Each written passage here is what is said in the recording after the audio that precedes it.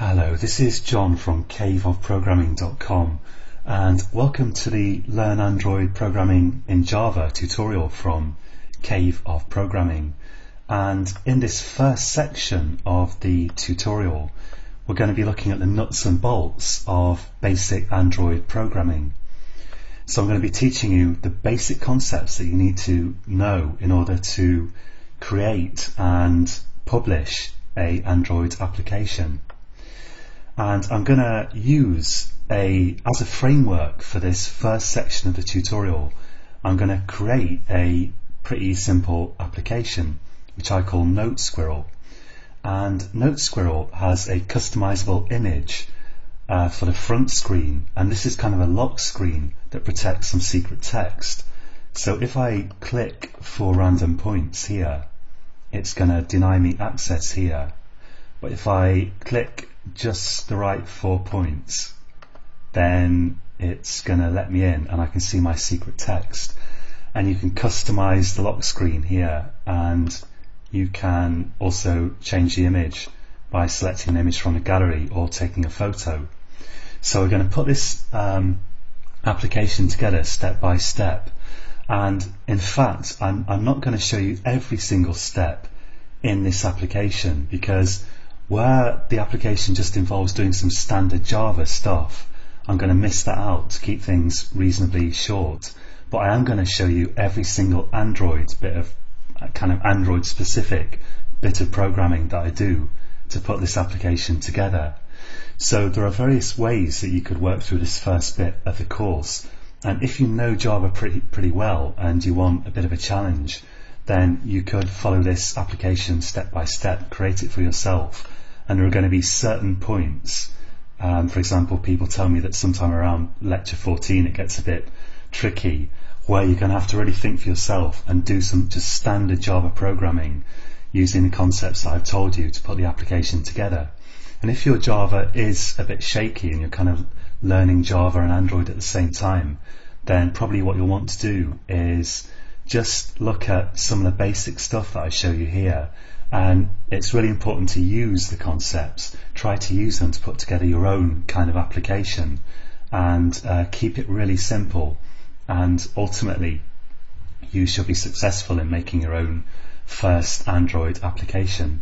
And I find actually one of the big mistakes you can make in building an application is if you start off making it too ambitious. It's much better to start off with the idea of creating a really simple application using a few basic concepts and get it to the point where you could publish it and where it does something useful, and then add more functionality to it if you still have the enthusiasm for that particular application.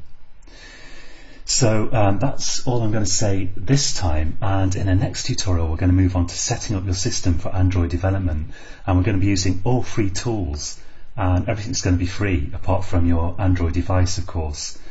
And we're going to work right through all the kind of basic concepts plus some extra stuff that you might not need in your basic application, all the way through to publishing the app on the Google Play Store. So join me again next time, and until next time, happy coding. Hello, this is John from caveofprogramming.com, and in this tutorial we're going to look at the stuff that you need to install in order to develop Android applications. So the things you'll need are basically a JDK Java development kit, a Java runtime environment.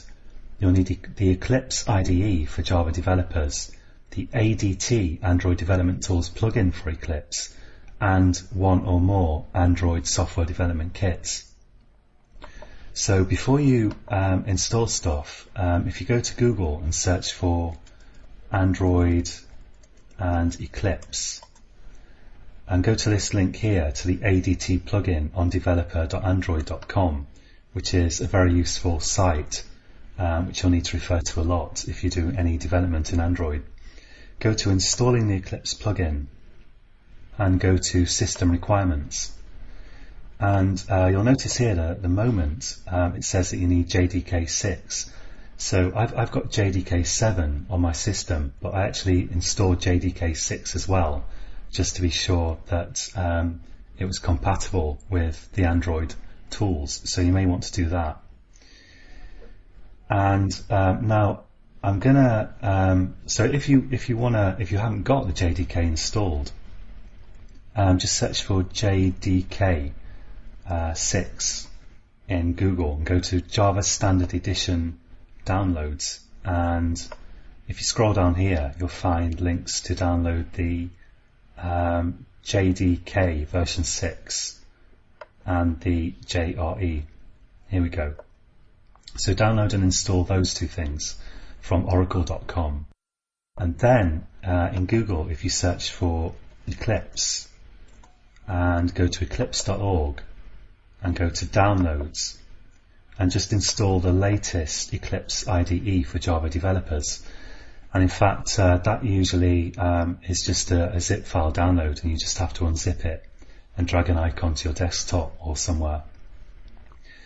So once you've done that, you should have Eclipse running and you can develop Java programs. But for Android we need a couple more things, and I'm actually going to right click my Eclipse shortcut here and go to Run as Administrator, because my experience is that the Android Development Tools installation doesn't seem to work unless I'm an administrator. It complains about not being able to move folders or something like that. So to be on the safe side, run it as an administrator. Now if you go back to this, let's see, this developer.android.com here, one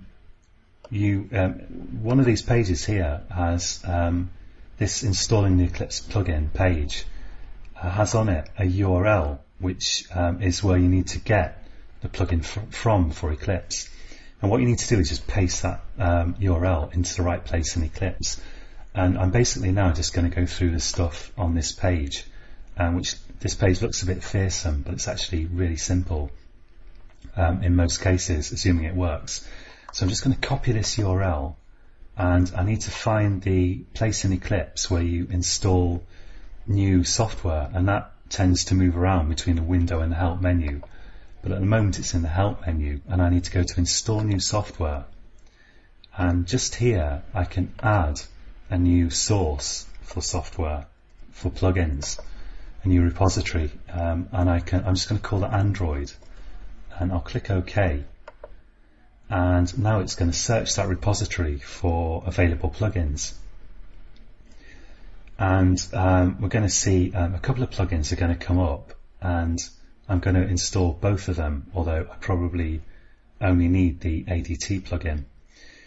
In fact, this is taking a little while, so I'm going to go away, and when I come back it'll be a little while later. Okay, so about 30 seconds passed, it wasn't long, and now we've got these two items here, and I'm going to install both of these. The NDK plugins, I believe that these are actually things that allow you to develop Android using native code, using stuff like C++. And I've never got into that, and I'm not planning to use it, but I'll install it anyway, just in case it's needed. And let's just click Next. And this can take a little while, so again I'm going to skip forward a minute or two. Okay, so I'm back just a minute or two later, and now we've got this screen, and I'm just going to click Next here and accept the license agreements and click Finish, and I'll let that run, and I'll be back just in a tick. It's now about a minute later, and I'm getting this security warning from Eclipse about installing unsigned content, and don't worry about that because it always says that. I'm just going to click OK and carry on installing. And now it's asking me, as you can see, if I want to restart Eclipse. Now I'm actually going to say no, and I'm going to quit Eclipse manually, and the reason for that is that I want to start it as administrator again. So I'm going to right click it and go to run as administrator, because again I've found in the past that this next stage doesn't work unless I am an administrator. So let's click OK there on the workspace, and we're almost there, but the next thing we need to do is to install one or more Android SDKs, Android Software Development Kits.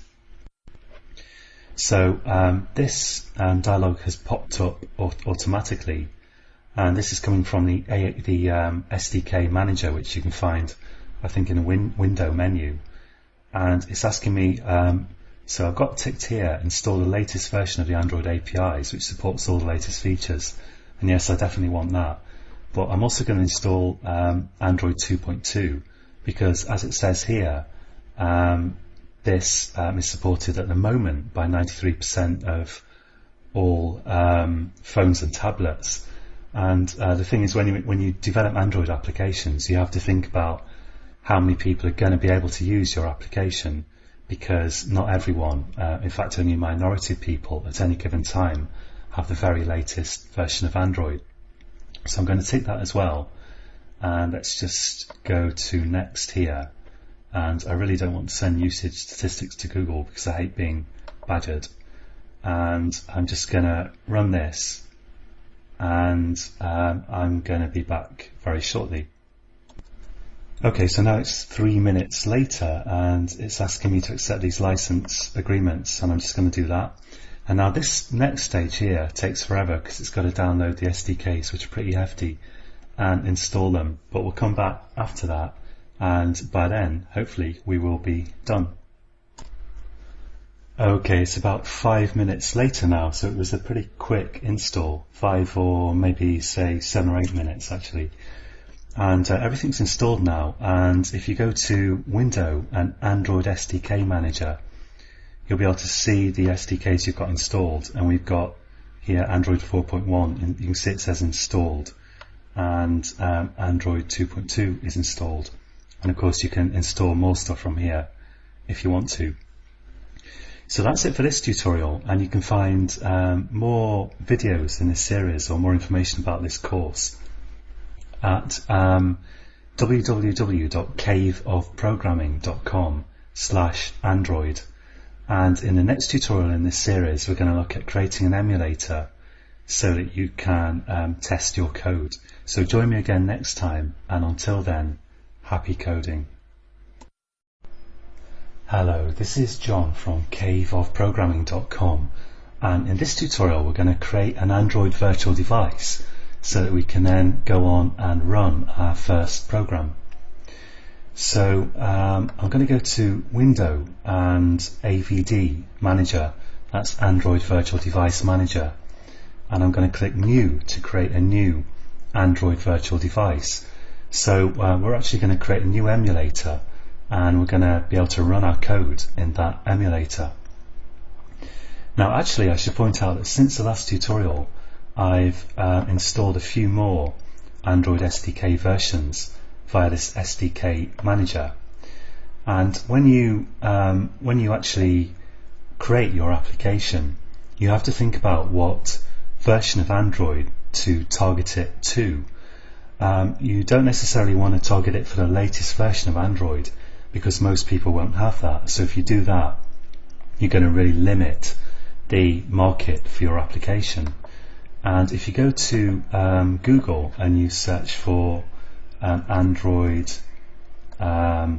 platform versions and go to this link on developer.android.com, then you can see here a breakdown of how many people are using which, or what percentage of people are using which version of Android at any given time. And each version comes with a version number like 2.3 or 4.0, but it also comes with an API level, and the API level is kind of just a convenient number to work with to tell you what version of the Android SDK you're working with. Now the kind of rule of thumb from developer.android.com is that it's a good idea to target your application for 90% of users. And I think for the purposes of this tutorial, I'm actually going to target API level maybe 9 or 10, because if you look at how many people on this chart are using the Gingerbread version of Android, it's like a majority of people are able to run applications targeted at API level 9 or 10, and there aren't that many people using an API level below that. So I figure that's a good compromise, and I'm going to go back to Eclipse now. So I installed, using this SDK manager, I installed like API level 10 SDKs, or an SDK for API level 10, and now I can create a emulator for that API level. So just to repeat, the API level is really just a number that corresponds to an Android version, and we want to target a slightly older version rather than the absolute latest one, in order so that more people can run our application. So having said all that, I'm now going to go to the AVD manager, and I'm going to click New, and I'm going to select a target in here. And I've got all these different targets because I installed all those different SDKs, as I just explained. And I'm going to select, let's try this Google API's API level 10 emulator, and I'm going to select like widescreen 800 pixel resolution. So it's going to have a width or a height, depending on how you look at it, of 800 pixels. And let's just call this 810 to help me keep track of what this emulator is. And I'll give it, here you can specify the size of a micro SD card, which you can insert in your phone to provide memory for files.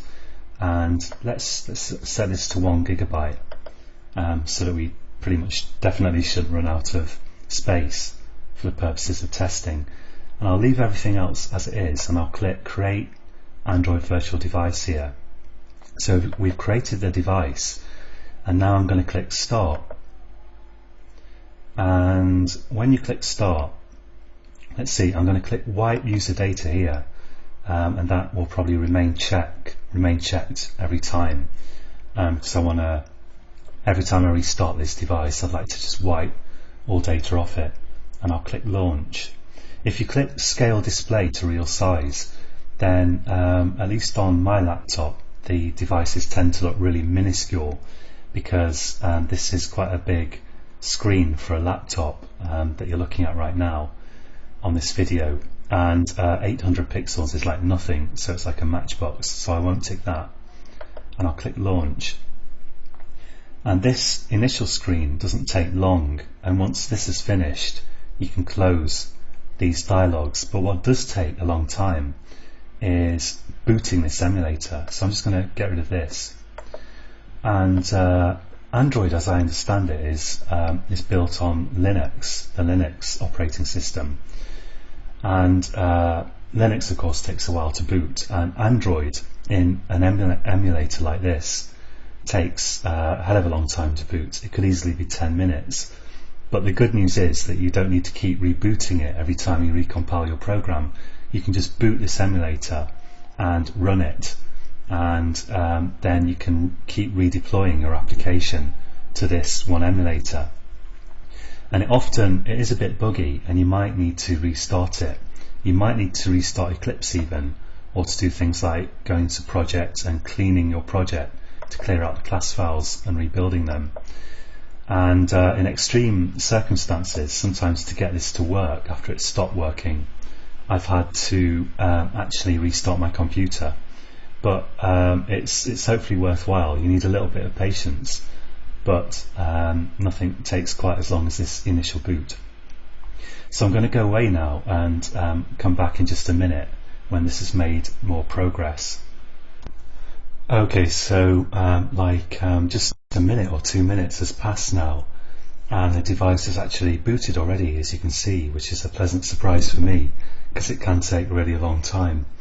I did also install from the SDK manager the x86 accelerator, and I don't know if that makes a difference or not. I installed this Intel x86 emulator accelerator. Maybe that speeded it up compared to my previous experience or not, but you can always install it and see if it helps.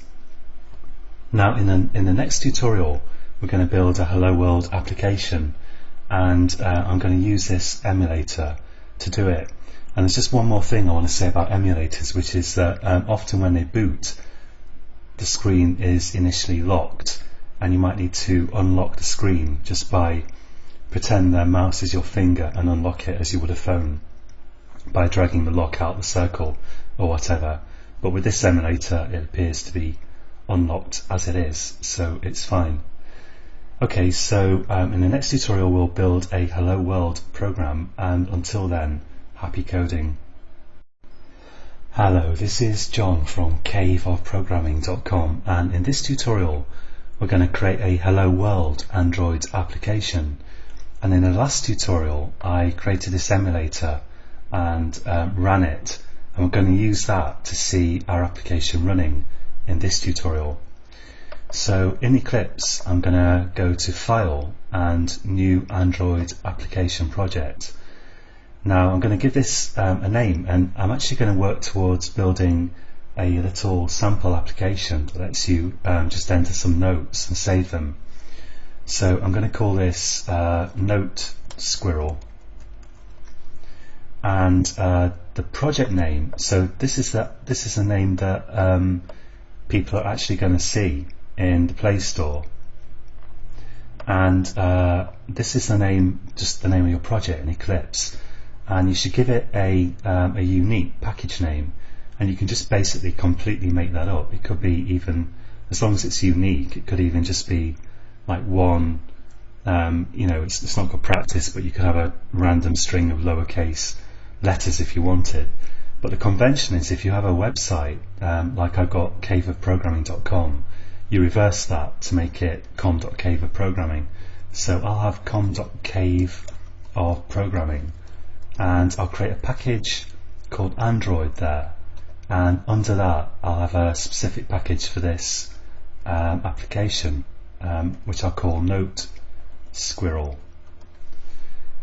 And I'm going to build this with, let's build it with Android 2.33, and let's say that the minimum required SDK is also 2.33 Gingerbread here.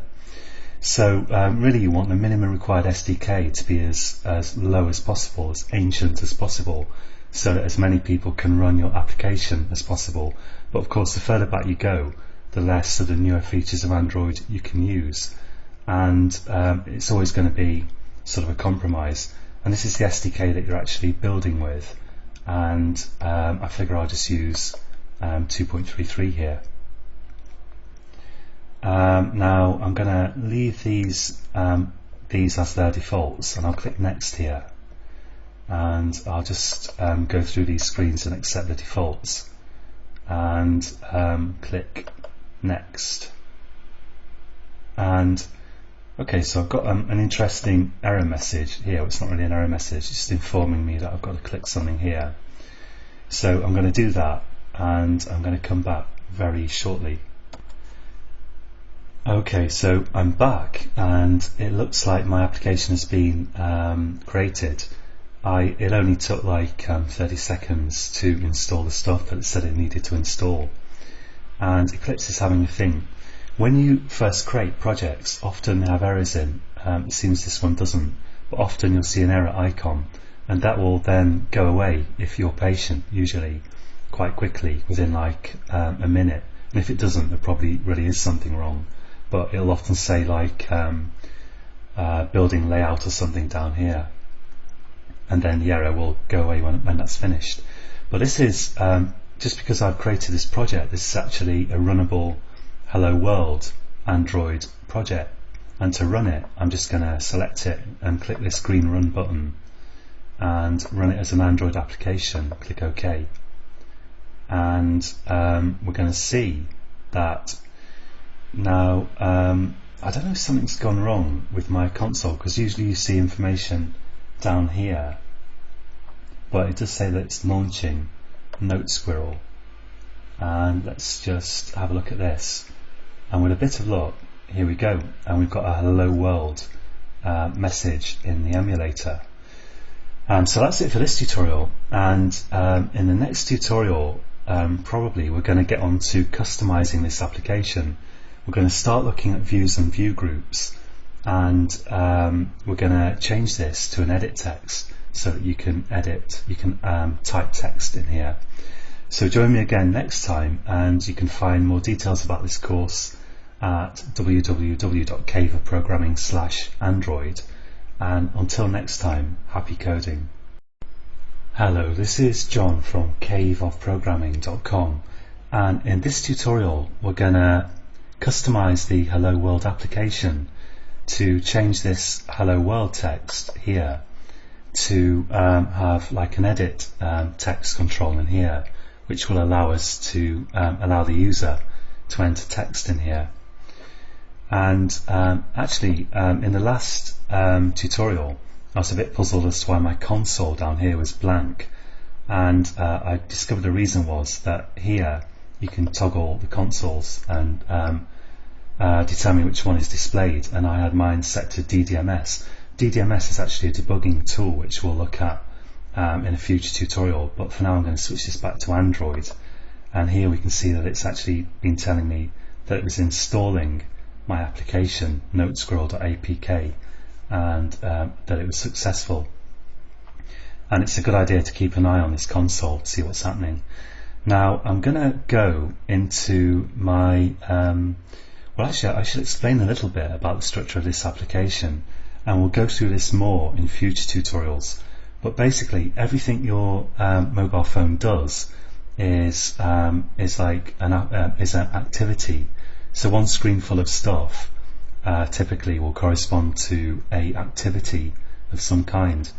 And if we look at source here, we can see that we've got this main activity.java, and that main activity.java uses among other things, it's got this onCreate method, and that has this set content view, and it's the set content view that's determining here what the activity will actually display.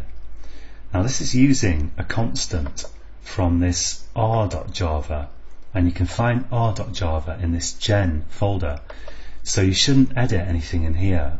This is generated automatically, and if you look at r.java, it just includes basically a bunch of constants, including this where are we, activity main constant under layout here. And that constant actually is a way of referring to a XML file which you can find under the res, which stands for resources folder. And the resources folder is where you can put graphics and icons and things. And there's a layout subfolder there, and in this layout subfolder of res you can find activity_main.xml, and if we click on that, this is what it actually looks like. Well, this is what the visual editor shows you, and now we're not going to be using the visual editor a whole lot in these tutorials because it's not very powerful, and you really need to get into coding XML by hand, although fortunately before you throw your hands up in despair, Eclipse Autocomplete will help you a lot, so it's not as bad as it sounds.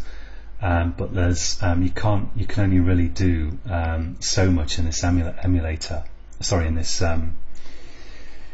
Visual Designer. So I'm going to click on this. I've clicked on Activity Main, and now I'm going to click on this this tab here.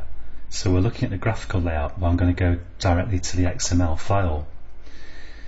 And the way this works is Android XML files, Android layout XML files, consists of view groups and views. And the view groups are things like this. They're basically layout tags that lay out your various widgets. And the views, or the actual widgets themselves, are things like buttons and text areas and maps and that sort of thing. So we've got views and view groups, and this here is it's a text view which just displays some text. And to find documentation on these things, if you go to Google and search for something like Android View, and there's actually this is actually with the lowercase v, this is the package view, and what I want here is the class view with the uppercase V. So I'll click on this, and you can see now a list of kind of known subclasses, although of course you can have other views that you've got from external APIs. But if I just click on this to expand the list, there's a whole load of stuff in there. In particular, we've got stuff like we've got buttons and checkboxes, and we're going to use edit text in this tutorial. There's all kinds of stuff here, chronometer, all kinds of things basically, video view, image view, and so on. So let's go to the edit text here, because we're going to use this to let the user edit some text. So I'll click edit text, and this is some documentation on it. And because we're working in XML here, we want to go to this XML attributes section and click on edit text attributes. And in case you're not too familiar with XML, I'll go through it real quickly in just a minute. But there's some really good documentation down here about the stuff, the various attributes that you can use in your XML. But let's leave that for the moment. So that's enough of that for just now, I think. I'm going to delete this text view here, and just really quickly, if you're not familiar with XML, it's worth just having a look, googling for a little tutorial on it, but you don't need to spend ages on it. Just get your head around a basic idea, and the basic idea is really just that you have these tags, which are things that are enclosed in kind of angle brackets, and opening tags kind of look like this. It's just they have a opening angle bracket, close angle bracket, they have a tag name here, and they have attributes which can go here. And this is a closing XML tag with the slash there after the angle bracket. And you can also have kind of self-closing tags like this one, where there isn't an opening and closing tag, there's just one tag that closes with this slash angle bracket. And the attributes are in the format of some text equals and then something in double quotes. And that's really sort of in a way all there is to XML. Although of course there are lots of tools and things you can use for XML. So let's delete this text view here, and in its place I'm going to type a opening angle bracket, and the Eclipse autocomplete has already popped up here, and I'm going to type capital E and then just hit return to accept this edit text. And now I want a couple of attributes at least here, and I'm going to type layout underscore were and just press Control space for the autocomplete, and that's completed this to Android layout width. And here you can specify a width for this view, this edit text view, in pixels if you like, but I'm going to use match parent. I'm going to type M, Control space, and that autocompletes match parent. And that means that the width of this view is going to fill the width of the parent view group, basically. So it's going to take up as much space horizontally as possible. And you might also see fill parent, which I think in Android 2.2 fill parent was changed to match parent, but it means exactly the same thing, although fill parent is perhaps a bit more descriptive. Now I'm going to type layout underscore H, Control space, and there's nothing magical about what I'm typing here. It's just that you need to type enough characters that the autocomplete knows what you mean, basically. and I'm going to type here again M and control space, and now I'm going to hold down Control and Shift and press F just to automatically format that, and that also works on Java code, and it's a really great shortcut. And I think at the absolute minimum that would do. So let's just save everything, and let's just run this. Click the green run button, and so down here it says uploading notesquirrel.apk onto device emulator and installing it, and it says success. So let's click the emulator and have a look, and here we've got an area where the user can enter text, and I'm just going to click in there, and there we go, the keyboard's popped up and I can type text in here via the keyboard. It's a little bit slow, but it's okay. Now, one thing you'll notice about this, I don't know if we can hide the keyboard. I think yeah, there must be a way, but I don't really know what it is. But one thing you probably noticed is that the text is appearing in the middle of the text view, which looks especially strange when the keyboard has kind of appeared like this, because it seems to appear at the bottom of the screen. And if we want it to appear at the top, which I feel I do, we can have another attribute here. Actually, if you just put your cursor there and press Control Space, you can see a list of all possible attributes. And the one I want down here is gravity, so Android gravity. And if I just set that to, I'll just type T Control Space and Control Shift and F again.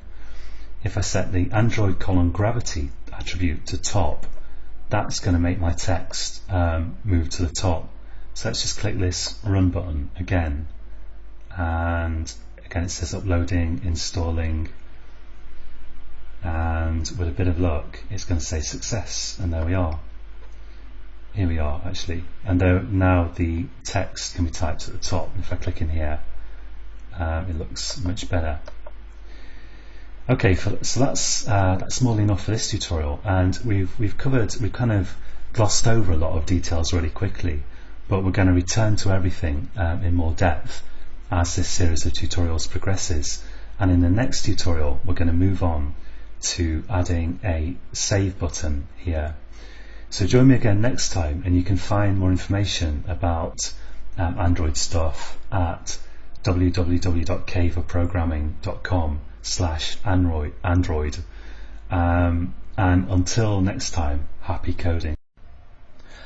Hello, this is John from caveofprogramming.com, and in this tutorial we're going to add a button to our basic application here and in Android, and we're going to along the way look at view groups a little bit.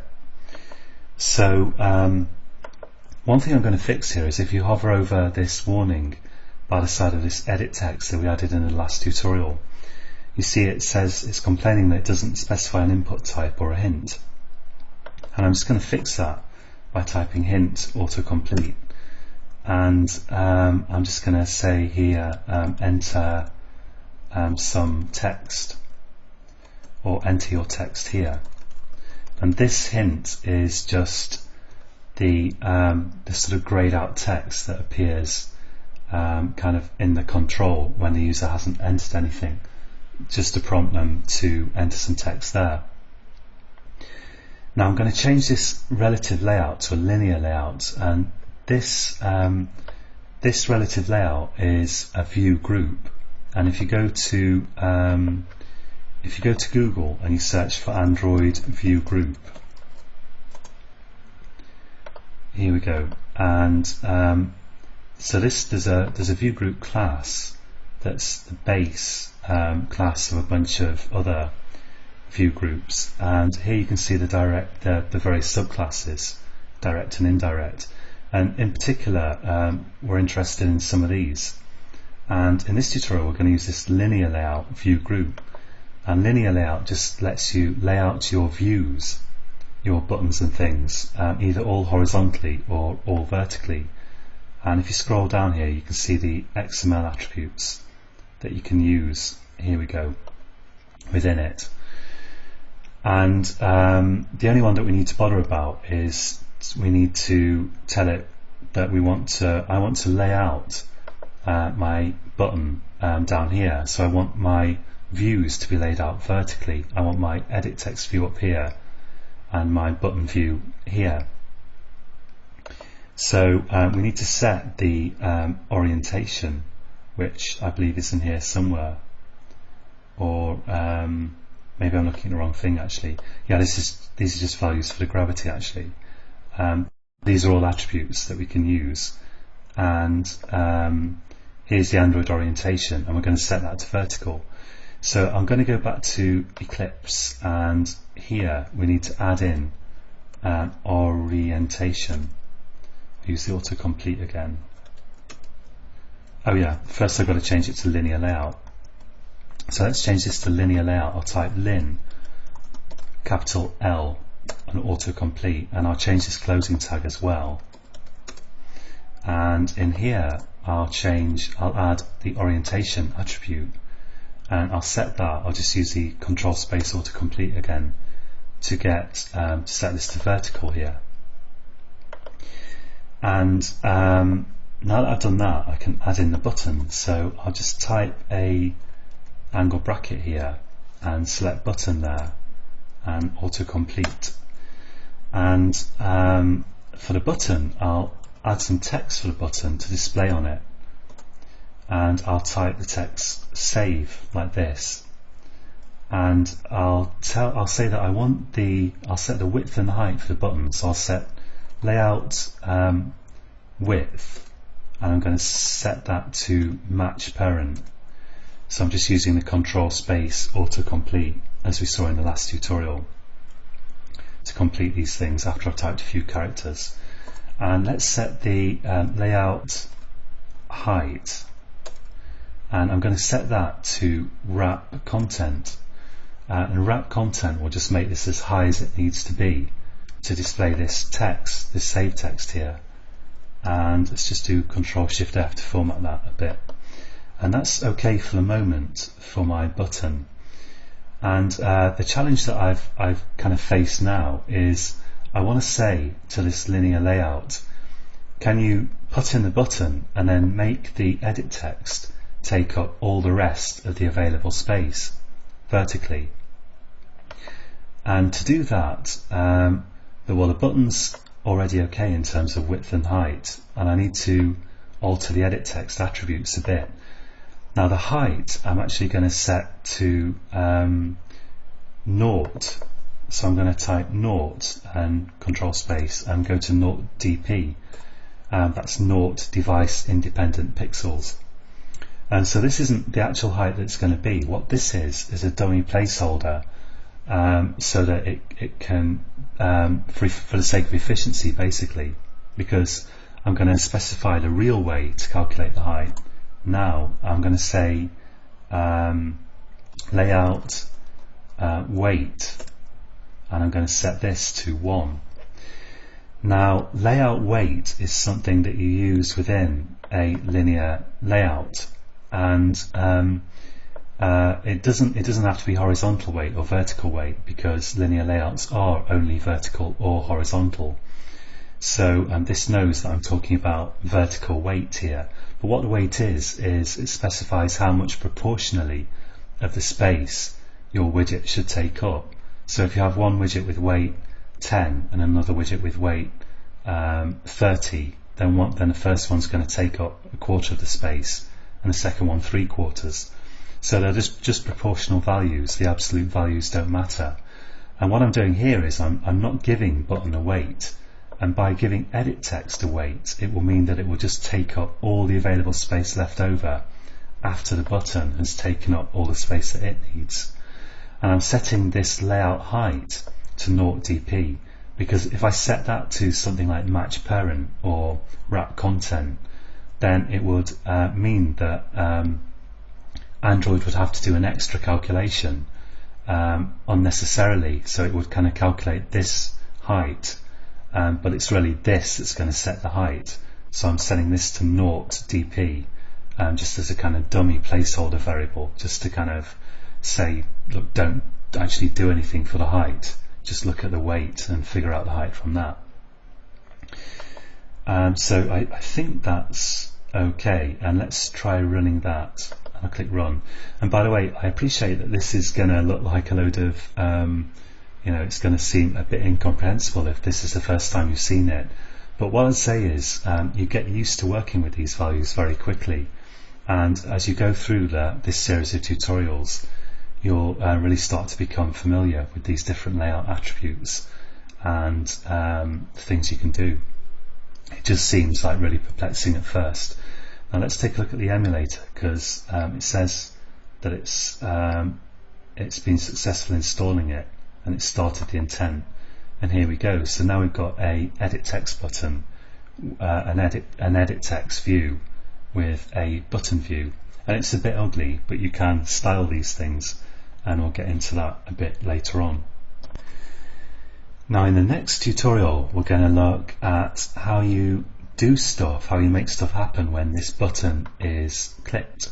So join me again then, and you can find more information about the Cave of Programming Android course on www.caveofprogramming.com/android. And until next time, happy coding. Hello, this is John from caveofprogramming.com. And in this tutorial we're going to add some code to respond to button clicks in this little application that we've created here. So I've got my button defined in XML here, and the first thing I need to do is I need to give that button an ID. So to do that, I'm going to say here ID and control space to autocomplete. And if I press control space again in here, we've got a range of options here, and I'm going to select this one, @+ID/, and then I'm going to type an ID which I'm just going to make up, and I'm going to call this save. Now this looks a bit peculiar, but after typing it a few times you get used to it. And what it is whenever you refer to an ID in the XML, the ID of some kind of resource, which in this case is it's just a button ID, then it has to start with a @ sign like this. And following the @ sign, you will have, after this plus, you'll have an ID that identifies this as an ID, and then a slash, and then an actual value for the ID, and I've called this save. And the plus sign here means that this is a new ID. We're defining this for the first time. And when you do that, and once your application builds, which it should do automatically, that ID will actually be added to r.java. So you'll see here it's added this save value under this ID value here. But I'll leave that for the moment. We're going to use that in just a second. Having given my button an ID, the next step is I'm going to go to my main activity.java here. And the main activity.java, you'll recall, at the moment is just doing this set content view here to actually display the XML that we've added. So it's actually displaying the activity main XML down here. And this onCreate method is called whenever your application is started for the first time. And we're going to be talking a lot more about the different methods that activities have. But for the moment, we're just going to use this as a place to put some more code that sets the application up. So what I need to do here is I need to first find that button. And in fact, I'm going to add another method here, a method of my own, which I'll call private void add button. Let's call it add save button listener, because there's quite a lot of code, or a few lines, to actually detect the button clicks, and it makes it neater just to put it in a separate method like this. And then I can just call this add save button listener here in onCreate. And the first thing I need to do is actually find that button. So I'm going to use a method called find view, and remember the button is a kind of view, find view by ID, and for the ID I'll pass in the automatically generated ID from r.java, so I'll say r.id, and this r.id contains all the IDs that I add in my XML, and you'll see here that the autocomplete has come up and it's allowing me to select save, which is the ID that I just added of that button. So this feels like a bit crazy when you first see it, but you'll get used to the idea quite quickly, that to define an ID for something you need this @ plus and then an ID slash and then a name for the ID, and then to refer to it later in your code you will say r.id such and such, like that. Now this returns a view and we have to cast it to a button control. I'm going to type button here, save btn, let's call it, equals, and I'm going to cast it to the right type because I know that this is actually a button, and I'll add the input there with Control Shift and O. Now we've got a button, we can set a click listener on it. I can say save button dot set, and let's just press Control Space and set click. We actually need set on click listener, that's the one. And this takes an object that implements the I think it's an interface on click listener, and it's actually I'm going to use an anonymous class here. And if you're not too familiar with anonymous classes, then don't worry, once you get used to typing this you'll get the picture.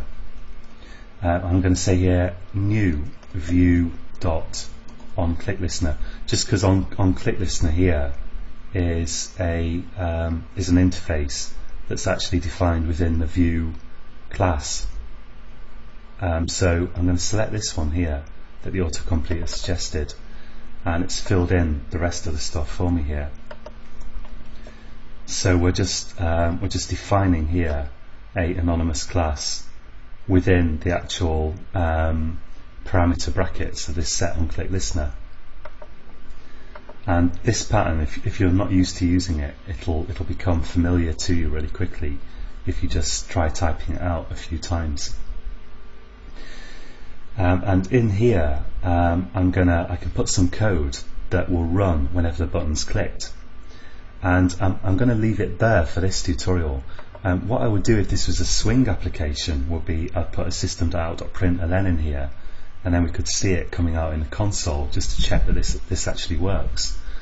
But for Android applications that trick won't work, and for that reason we're going to look at another trick in the next tutorial.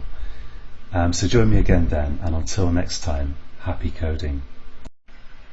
Hello, this is John from caveofprogramming.com, and in this tutorial we're going to use a very, very important debugging tool so that we can see that stuff is actually happening when we click the button before we go on to add actual code that does stuff in response to this save button being clicked. Now I'm going to output debug messages from this onClick handler here, and if this was Swing I could use system.out.println, but since it isn't, that trick's not going to work, and I'm going to have to use something else instead, and I'm going to use a static method of the log class, and this has got a method just called very simply D, standing for debug, and this lets you output debug messages. And you'll notice that it takes two parameters. It takes the message, I'm going to fill that in here, let's just say save button clicked, but it also takes this tag, and the tag is simply a string that you make up just to identify where this debug message is coming from. And since I'm going to be using the same tag over and over again, I'm going to define it as a public static final constant in this main activity class. So this is a string, and I'll call it tag, and or maybe I'll call it debug tag just to be doubly clear. Debug tag, and I'm going to set that equal to my initials, which are actually JWP. So my code always or often ends up littered with my initials as I debug it, and this is going to be no exception. So I'll paste that in here. So I'm just using the string JWP to identify my own logging messages, debug log messages. And now to actually see those messages, we need to do a couple of things. Firstly, if you look down here on the left hand side, there's this Android manifest.xml, and this is very, very useful, and we're going to be coming back to that later on. But I'm going to open this with a double click, and you can set all kinds of things in here. You'll notice there are various tabs. There's the Android manifest.xml tab where you can see the actual raw XML, and then the other tabs give you a nice interface to this XML. So here's the manifest tab, and you can set various things in here. And we're going to use the application tab in this tutorial, and this lets you set the icon and various other things.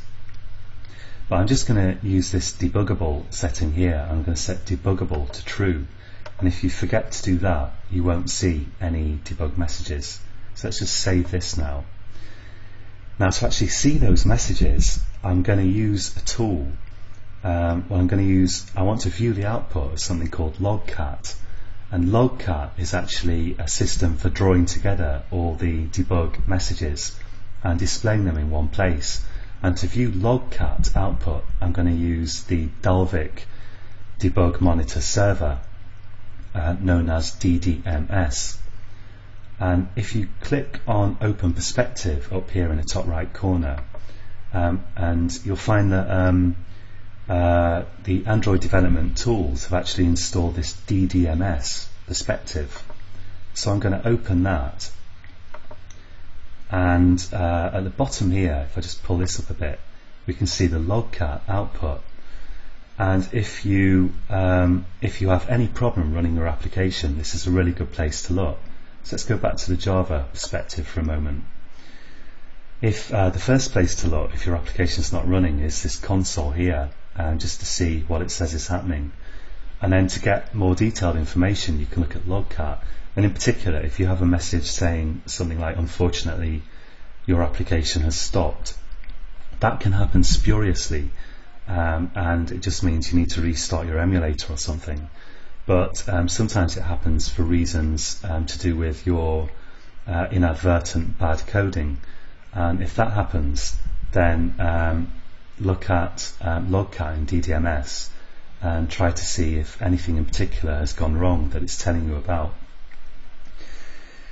Now, what I'm going to do is I'm going to start this new version of the application that has that debug output code in it. And let's go to DDMS here, and also we can see all kinds of things are happening there, and hopefully it's working. Let's just check in the console. So it says it's installing notescroll.apk success. That looks good. So in DDMS now, if I now go to my emulator and click save, we can see the debug output here. There's my tag JWP, my initials, and it says save button clicked. And I can also filter this on just my own debug stuff. Actually I've added a filter already, but I'll get rid of that because I want to show you how to add it. If you click the green plus button here, and let's give this filter a name, I'll call it my debug output, and under log tag here I'll type the string that I use for my tag there, JWP, and I'll click OK. And now it's filtered to just my own output. Let's just right click here. Oh, actually I wanted to clear it, but here we go. Here's the clear log button. And now if I click my save button, I can just see my own debug output here, and it says save button clicked.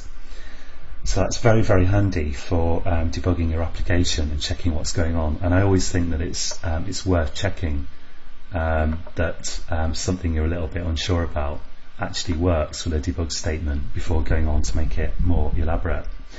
So that's it for this tutorial. Join me again next time, and until next time, happy coding.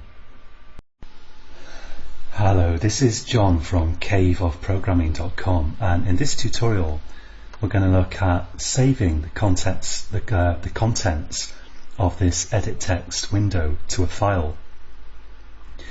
So there are various ways you can save data in Android. You can save data to the internal storage of the phone. You can save data to external storage like an SD card if it's present. You can save preferences via a preference system that allows you to save small amounts of data, and you can also save stuff in a database. And in this particular tutorial we're just going to look at writing to internal storage.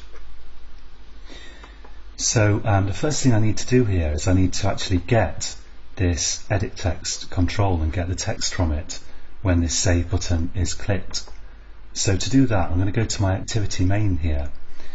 And so here's my edit text control, and one thing I want to do actually is because I plan to write to internal storage, I don't want to write a lot of data there, so I'm going to just limit the max length of this text control to a relatively small number of characters. Let's say maybe I don't know, really 400 characters. So better to have some max length on it than none at all if we're going to save to internal storage. And the second thing I need to do, more importantly really, is I need to give this edit text an ID, just like the button here, so that we can refer to it later. So I type ID and use the autocomplete, and here I want to say @ plus ID. So we always need this @ and the plus to say that it's a new ID that I'm defining, and the ID to say that it's going to be an ID. And let's just call this text. Now back in my main activity here, when the save button's clicked, I can get the text from the edit control. So I'm going to use the same mechanism that I use to get a handle on the button. I'm going to use find view by ID because the edit text is just another kind of view, and I'll say r.id dot and the ID that I specified, which was text, and of course I need to cast that to a edit text, so I'll say edit text, let's call it edit text equals, and I'll cast the return value of find view by ID to an edit text control.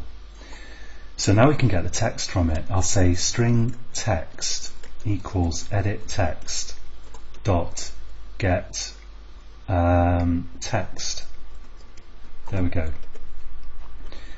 And let's check that we've actually got the oh yeah, I actually need to do this getText method. Actually returns some kind of thing that implements an editable interface, and I think it's an interface, and you basically just need to do toString on it to get the actual string value.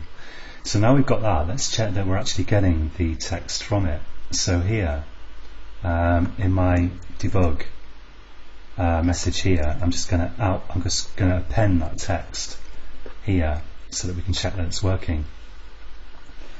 And I'll start the application, and let's check everything looks okay here, as it does, and I'll switch to DDMS view, and so I've got my filtered output here, and let's just go here, and when my application launches I will enter some text and then click the save button.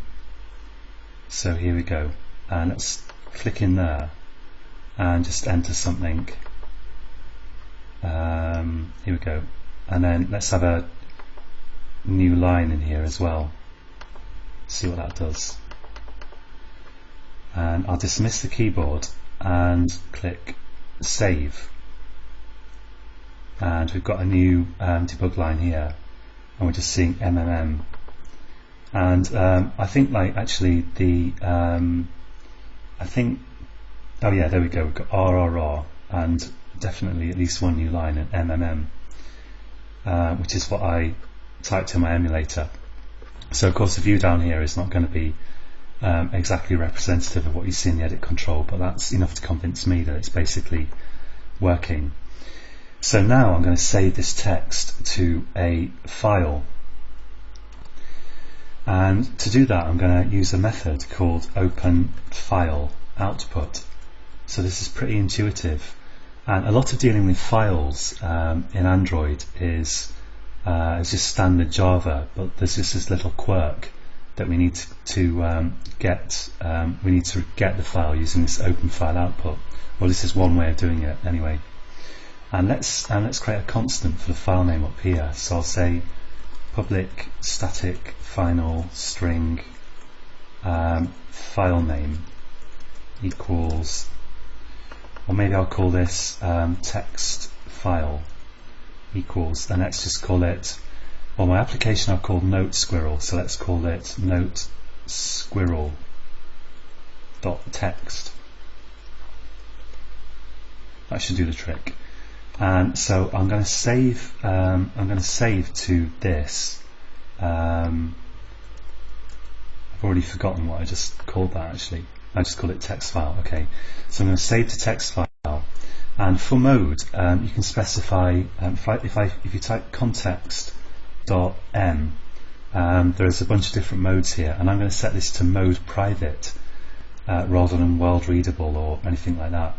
And that. Although you probably won't want to trust this for like data that absolutely must be secure under all circumstances, but the idea is that only your application can read this text if you have the private mode set here, and not even the user can read it via some other means.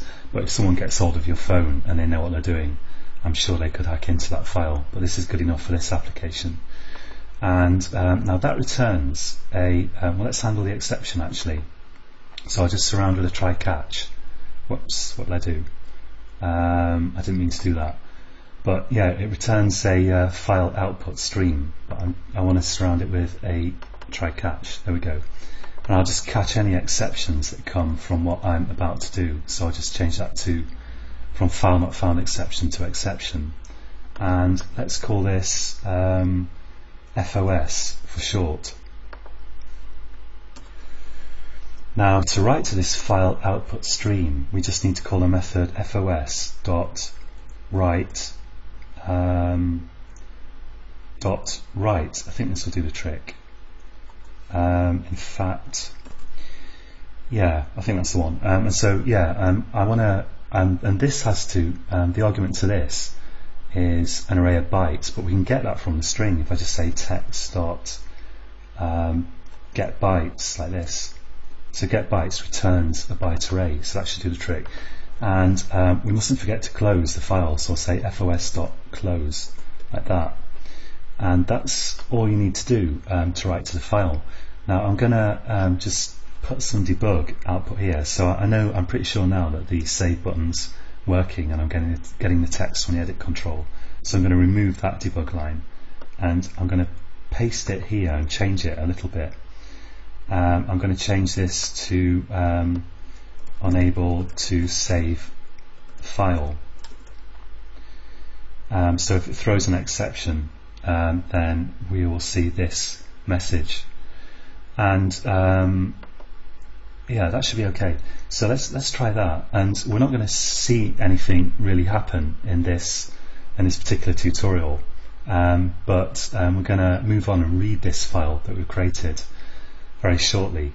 And also, I mean, this isn't a good way, obviously, of telling the user that the file can't be saved, but we'll fix that subsequently and have a nice error message for the user. But that's all there is to saving files to the internal storage. So let's just run this, and we're just going to check that that the application deploys and starts okay, and that there's no error message, that we don't see this error message. So it says installing, and if we wait just a second, hopefully success. Let's go to DDMS view and go to my emulator here, and I'll click in here, and now I'm just going to enter some text. So in fact, let's enter something meaningful, because we're going to display this shortly when we read the file back. So I'll say hello, hello. It's a bit slow. Well, actually it's very slow, but you just sort of have to live with that really. It is quite slow because you're running basically an operating system within an operating system. Okay, so and then I'll say here how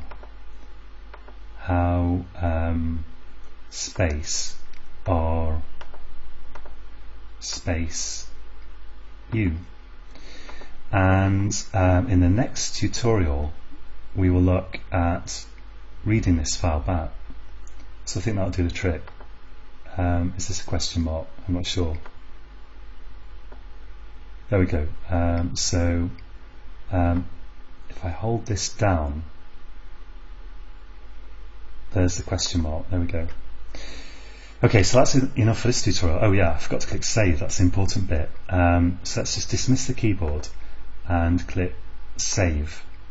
So the button clicked, and we've got nothing bad happening down here. So I assume that's worked, and we'll move on to reading that file next time. Okay, so until next time, happy coding. Hello, this is John from caveofprogramming.com, and in this tutorial we're going to look at reading a file from the internal storage of your phone or device. So in the last tutorial I used this method, openFileOutput, to write to a file, and I wrote the contents of this edit text view to a file in internal storage, and we're going to do the converse of that now and read from it, so that when this application starts up it loads the text that you've saved here right then. So because I want this to happen when the application starts, I'm going to add this to my onCreate method, which is called when the activity is created. And I'm going to add a new method here. Let's call it private void load saved file. And I'm going to call this in onCreate. So let's have load save file here. And now to write the file we had to use openFileOutput.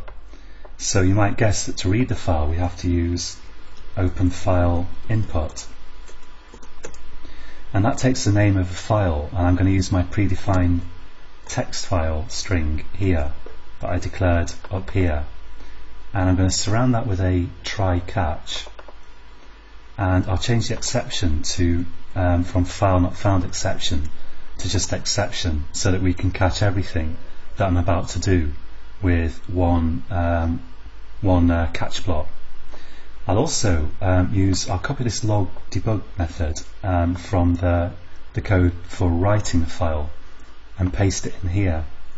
And if we can't read the file, I'll say unable to read file, and would expect that message to be output to the debug log in the event that there isn't a file, because we haven't previously run the application.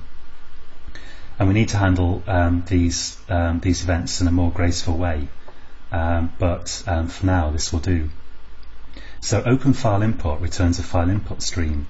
So I'm going to write here file input stream, and I'll call it FIS. And I'll just add, actually the import's already added, so I don't need to add one. And now I'd like to read this file input stream line by line. And actually there are various ways that you can read and write files in Android, just as in Java generally. And a method that I think is quite good to use here, although it involves a lot of nesting one object within another, is the following. And if you've read and written files in Java previously, you'll be familiar with this kind of Russian doll thing that I'm about to do. But I'm going to say here, I'm going to wrap FIS in a new data input stream object. So I'm going to use that to write wrap FIS, and I'm going to wrap the data input stream in a new input stream reader like this. So I'm just passing these to the constructor of the next one in the Russian doll sequence. And I'm going to wrap input stream reader in a new buffered reader like this. So if I've got this right, yeah, the error goes away and we're fine. And I'm going to declare a buffered reader here. So buffered reader equals, and I'll just use Control Shift and F to format that a bit. So it looks a bit crazy, but at least we can just catch all the exceptions down here instead of handling them all separately, which would be really horrible mess.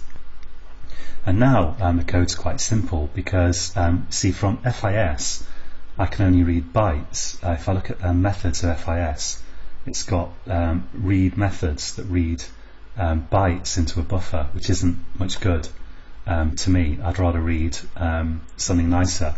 So I'm going to read this line by line. I'm going to say here while, and in two kind of nested brackets here, I'll say while, in fact let's also declare a string line here, and here I'll say line equals reader dot read line. And that's the beauty of doing all this, that we can just use read line, nice and simple. And I'll say that while that lot is not equal to null, so while the stuff in the inner brackets here is not null, then go around the loop, and after that finish and say I'll say fis.close to close this file input stream. And now I want to add this to the edit text control as I read it in. So I'm going to copy some code that I wrote previously here, because I've got this code here to get the edit text. So I'll copy that using find view by ID, which we've seen before, and I'll paste that in. Let's paste it in here actually, and then I'm going to say edit text dot append, and just pass in the line that I read there. And because I'm reading line by line and I'm not reading the new line characters here, I also want to say edit text dot append, and append a new line every time we append a line of text, because otherwise it would all just appear on one line because I'm not reading the new lines.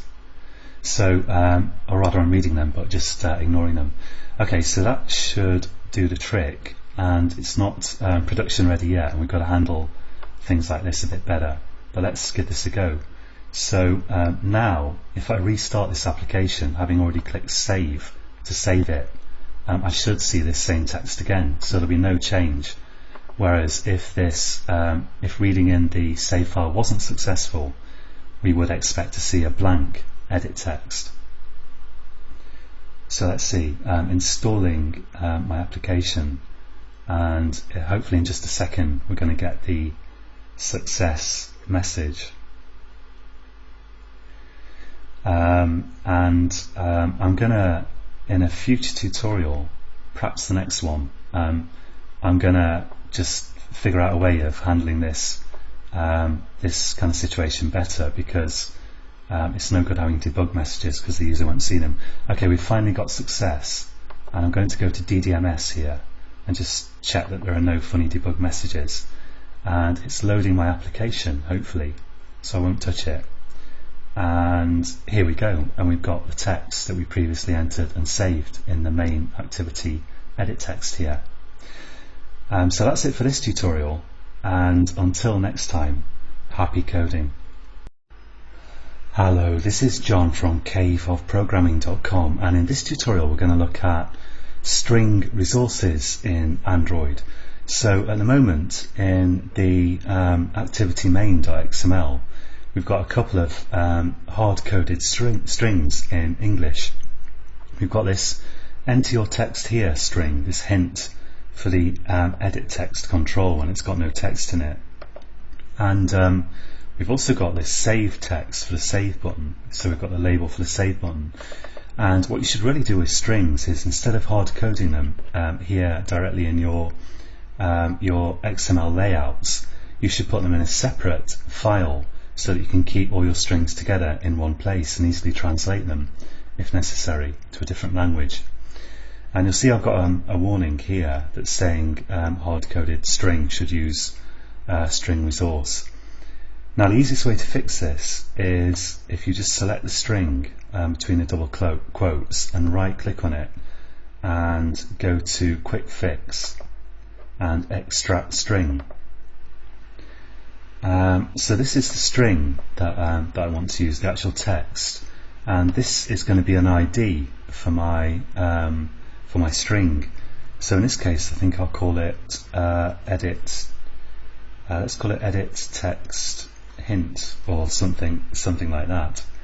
So I think that will do, and I'll click, I'm going to leave this stuff here and I'll click preview, and what this is going to do is it's going to add a string to my strings.xml file, which we'll look at in a minute, and it's going to replace that string in my layout.xml with an ID that refers to that string. So let's just click OK, see what it does. So now here, in the same way that we've got here, we've got a @ID slash and then an actual ID, text in this case. This is an ID of a string, and we've got the @ again, and we've got the identifier string and a slash instead of the identifier ID and a slash, and then the ID of a string is here, and there's no plus sign because this is not creating a new string, it's using an existing one actually, which we'll see in a moment, whereas this is actually defining a new ID. Now where this refers to is if you expand the resource, the res folder here, and go to values, you've got the strings.xml, and I'll just double click on that to open it. And in fact, if we click on this tab down here, we can look at the raw XML, and you can see here that we've got a string tag, and there's the name of the tag, that's my ID, and it says edit your text here in it. And I can add more of these by hand, of course, but sometimes it's just quicker to use the quick fix to do it automatically. So all your strings, basically, all the things that appear visually in the user interface should really be in this strings.xml. And let's take a look at another example, because we've still got this save here.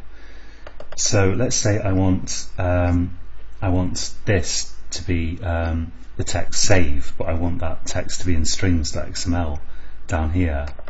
If you want to do it kind of by hand, the easiest way is, well, you could just copy one of these and change it appropriately. But if you go to the, if you click on strings.xml and go to the resources tab here, you've got a kind of little user interface to that XML file that lets you edit it with this editor, and I can just click S here to display any string elements. That might help, and I'll click add, and let's just select string. I'll double click string here. In fact, I didn't really need to click S, there are only string elements in it, but anyway. And now here I need to give this string identifier a name, so I'll just call it save. And the value, at least for the English language version of this application, will be save with a capital S like that. And if you click somewhere else now, in fact, and click back again, you'll see that it's saved what you entered without having to click anything additional. And that's actually saved another entry in my XML. And if you go back to strings XML, if you go back to the raw XML view now, you can see that here it is. It just says it's got the text save and the name save. And now finally, if I go back to my layout, so I'll expand the res layout folder and go to activity main here. Now I'll use the autocomplete again, control space, and select string there. So hit return and control space again, and with a bit of luck, in fact nothing's appearing here, and that's probably, so I haven't got I've got my edit text hint, but I've not got my save, and that's probably because I haven't saved everything. So I'll click the save all button up here, and it should build automatically. In fact, I think if I just do control space again, yeah, now we've got save. So I'm not sure whether it just did a build or not. I guess it did, because it flagged it as an error. And I'll just select that. And so we've replaced the literal text with @string/save, and if I save that, this error will go away. And in strings.xml, we've actually got this. Now, if you, I'm not going to go into kind of localization here, but if you want to have different versions of this strings.xml to support different locales, different languages, if you go to Google and you search for something like supporting different languages Android, you'll find a page about this in the developer.android.com website, and there you can see information, and it seems to be very easy, although I've never tried it. You just have apparently different values folders with suffixes for the locale, French or whatever that you want to support, but I'll leave you to investigate that. And that's it for this tutorial, and until next time, happy coding. Hello, this is John from caveofprogramming.com, and in this tutorial we're going to look at setting an icon for your application. Now there are a couple of free tools that I like to use to create images, and I'm not going to go into the usage in any detail here, but I'll just quickly mention them. One is Inkscape, which is it's a free vector drawing application. And the idea is behind vector drawing is that you can create images like this very simple icon that I've created here by building them up out of lines and shapes, and then when you export them to an actual kind of bitmap image, you can then specify the resolution of that image, which is going to be important in a minute. And another tool that I like to use is GIMP, which is really a photo editing tool, or you could use it as a paint tool, and in spite of the unlikely name, this is a very, very good image tool, which is probably the closest thing you can get to a free version of Photoshop. And at the moment it has this annoying, for Windows users, multiple kind of document type interface, but I think they're going to change that hopefully in the future. So those are two really good tools to use. And now in your application, the actual icons are stored under this resource folder, and you've got four different folders here for images corresponding to devices with different pixel densities, because of course Android can run on all kinds of devices, and some of them will have quite small screens with not that many pixels, and others will have lots of pixels. So you've got here, I think this is high density devices, low density, medium density, and extra high density. And the idea is that if you create an icon, and in this case we're going to create a launcher icon, which is the icon that you see when you click on the icon to launch your application on your phone or your device. Then you should create it in different sizes, basically, to support different applications. And if you really sort of can't be bothered, or you don't care about different size applications, then you could just create an icon for the medium pixel density, for example, and Android will use whatever graphics it can find that are kind of the nearest match for the device it's running on. If I expand this folder here, we've already got these IC launcher icons in here, which is just kind of default icons at the moment, just these very plain icons, and we're going to replace those with a slightly nicer icon. Now if you've got to create different size icons for your application, there's two really good basic approaches that you can use, and both of them are perhaps less time consuming than you might imagine.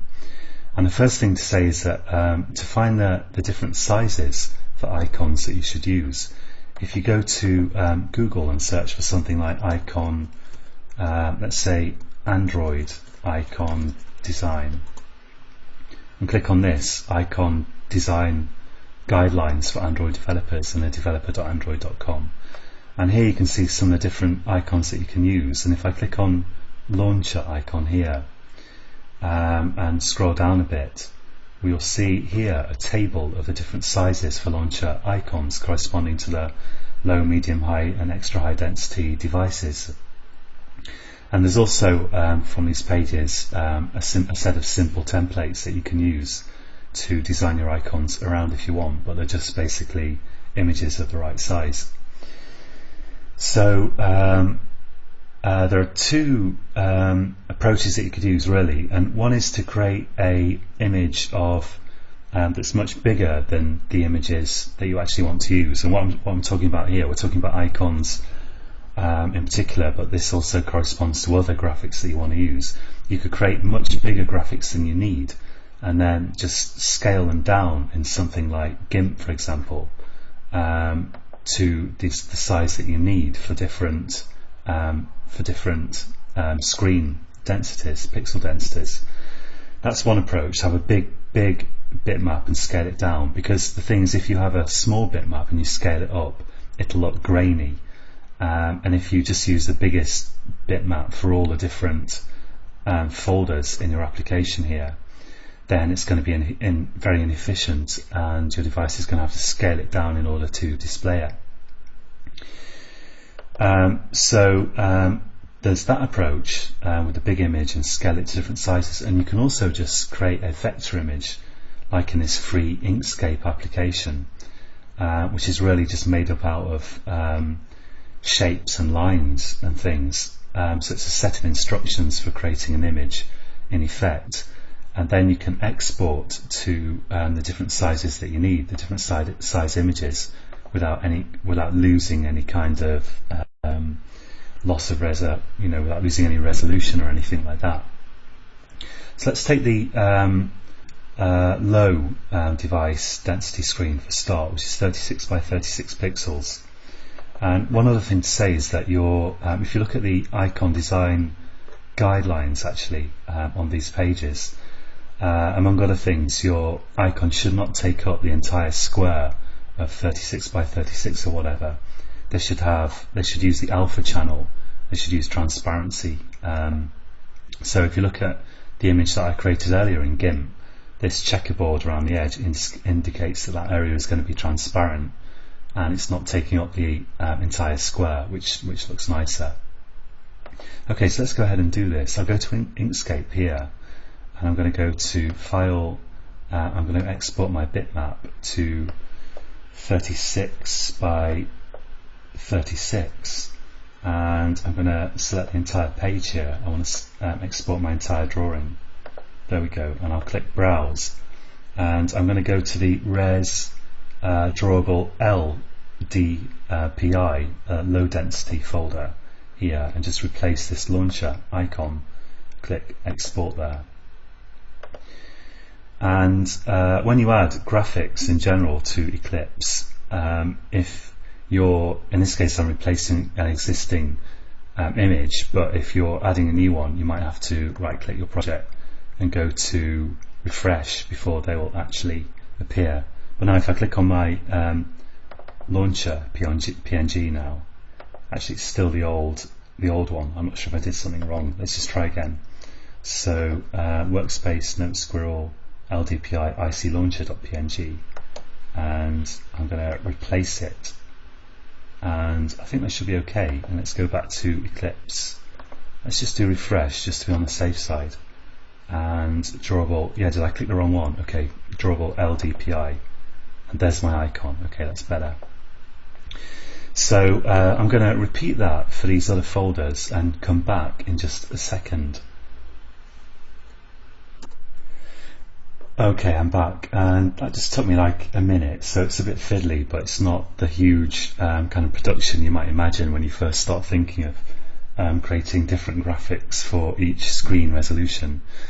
And one last thing I want to say for this tutorial, now that I've got my icons all in place here, is you'll notice that the name of the icon is set here. So I'm saying @drawable/IC_launcher. And this actually is referring to the r.java file. So if I go to that, you'll see that I've got this drawable here and an IC launcher ID there, and that actually gets picked up from these automatically generated from the stuff you add to these image folders here, and we're going to work a bit more with that in future. But just for this tutorial, if you want to change the name of your icon and call it something else, if you just go to Android Manifest and make sure you change this ID, and before you change the ID, put a image with the right name in there, and then you should be able to click Browse and select your image here. Okay, so that's it for this tutorial, and we're going to move on shortly to deploying our application, although it's a bit primitive at the moment, so that we can see how it actually looks. So join me again next time, and until then, happy coding. Hello, this is John from caveofprogramming.com, and in this tutorial we're going to look at debugging your application on your phone, or at least running it on your phone. So one thing that I'm going to do actually that I forgot before was that if you go to the your manifest file, so let's go to the Android manifest.xml here, which is this, and you'll see not only is there an icon here, but there's also a label, and the label is set to a string value in strings.xml, and it's set to the ID app name. So I'm going to go to strings.xml here, and let's use the resources view of it, and let's just select app name and change that to, actually it's already set to note squirrel, so that's fine, but I think the one that I want to change is title activity main here, because we've got that set to main activity, and that's going to end up appearing under my icon on my phone if I'm not careful. So let's change that to note squirrel. Okay, so that's good, and I'll save that. And now I'm going to deploy this on my phone, and to do that there's three things that you need to check. One is, if you're on Windows specifically, go to your Android SDK manager here and make sure you've got installed the USB driver, because you'll need that. And once you have, you can plug in your phone. So I've got my phone plugged in via a USB cable, and the other two things to check are, well, I'll cover them in a minute, but first let's actually see what the phone looks like. So I'm going to go to Google here, and if you type in Android screencast, this link comes up, and this is like a Java program that you can run from a browser that will show you your Android screen. So I'm just going to click this link here, click keep, and run this JNLP file, this Java net launch, or whatever it stands for, I forget. And hopefully this will enable me to show you my phone. So I'm going to say I accept the risks here because it looks legit to me, and I'm going to select my phone rather than the emulator here and click OK. And if we're patient for a second, hopefully there's my phone, there's my desktop with a nice picture by Escher there. Okay, so I'm going to go to my phone now. So I'm actually going to my phone in the real world, which of course you can't see, but I'm going to unlock it, and there's a little bit of lag on this emulator, but it's okay. And there's my application running actually from earlier, but I'm going to actually launch it now from Eclipse. So once you've got the USB driver installed, the other two things that you need to check are go to Android manifest.xml and make sure it's set to debuggable here if you want to debug it on your phone, and then go to your phone. Let's take a look at my phone, and if you go to settings, so I just pulled down the settings from the top here, and I'm going to click this settings icon in the top right corner. In fact, yeah, we're already in settings, and yeah, you need this option here, USB, or is that the right option? In fact, I think I'm in the right place. Let me try and start again from scratch. So I'll go to, yeah, this is what your settings normally looks like, and then if you scroll down, I think there's a development option here. So yeah, developer options. If I click on that and then go to, this is the one, USB debugging, so we need that to be enabled for this to work. Okay, so I'm going to go back to my home screen now, and I'm just going to, in Eclipse, I'm just going to click run now.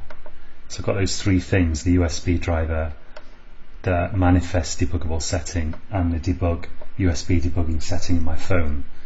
And I'm just going to click this that I want to run on my HTC Desire phone. And if you're running on the Mac, then I think you don't need this USB driver, that's just a Windows thing. So it looks just like it's installing in the emulator, but it's actually hopefully installing on my phone. And in just a second, I hope we will see the success message. Here we go, success, and it's starting it, and there's my application. And I'm just going to pick my phone up here in the real world and click in my, actually let's see the emulator here.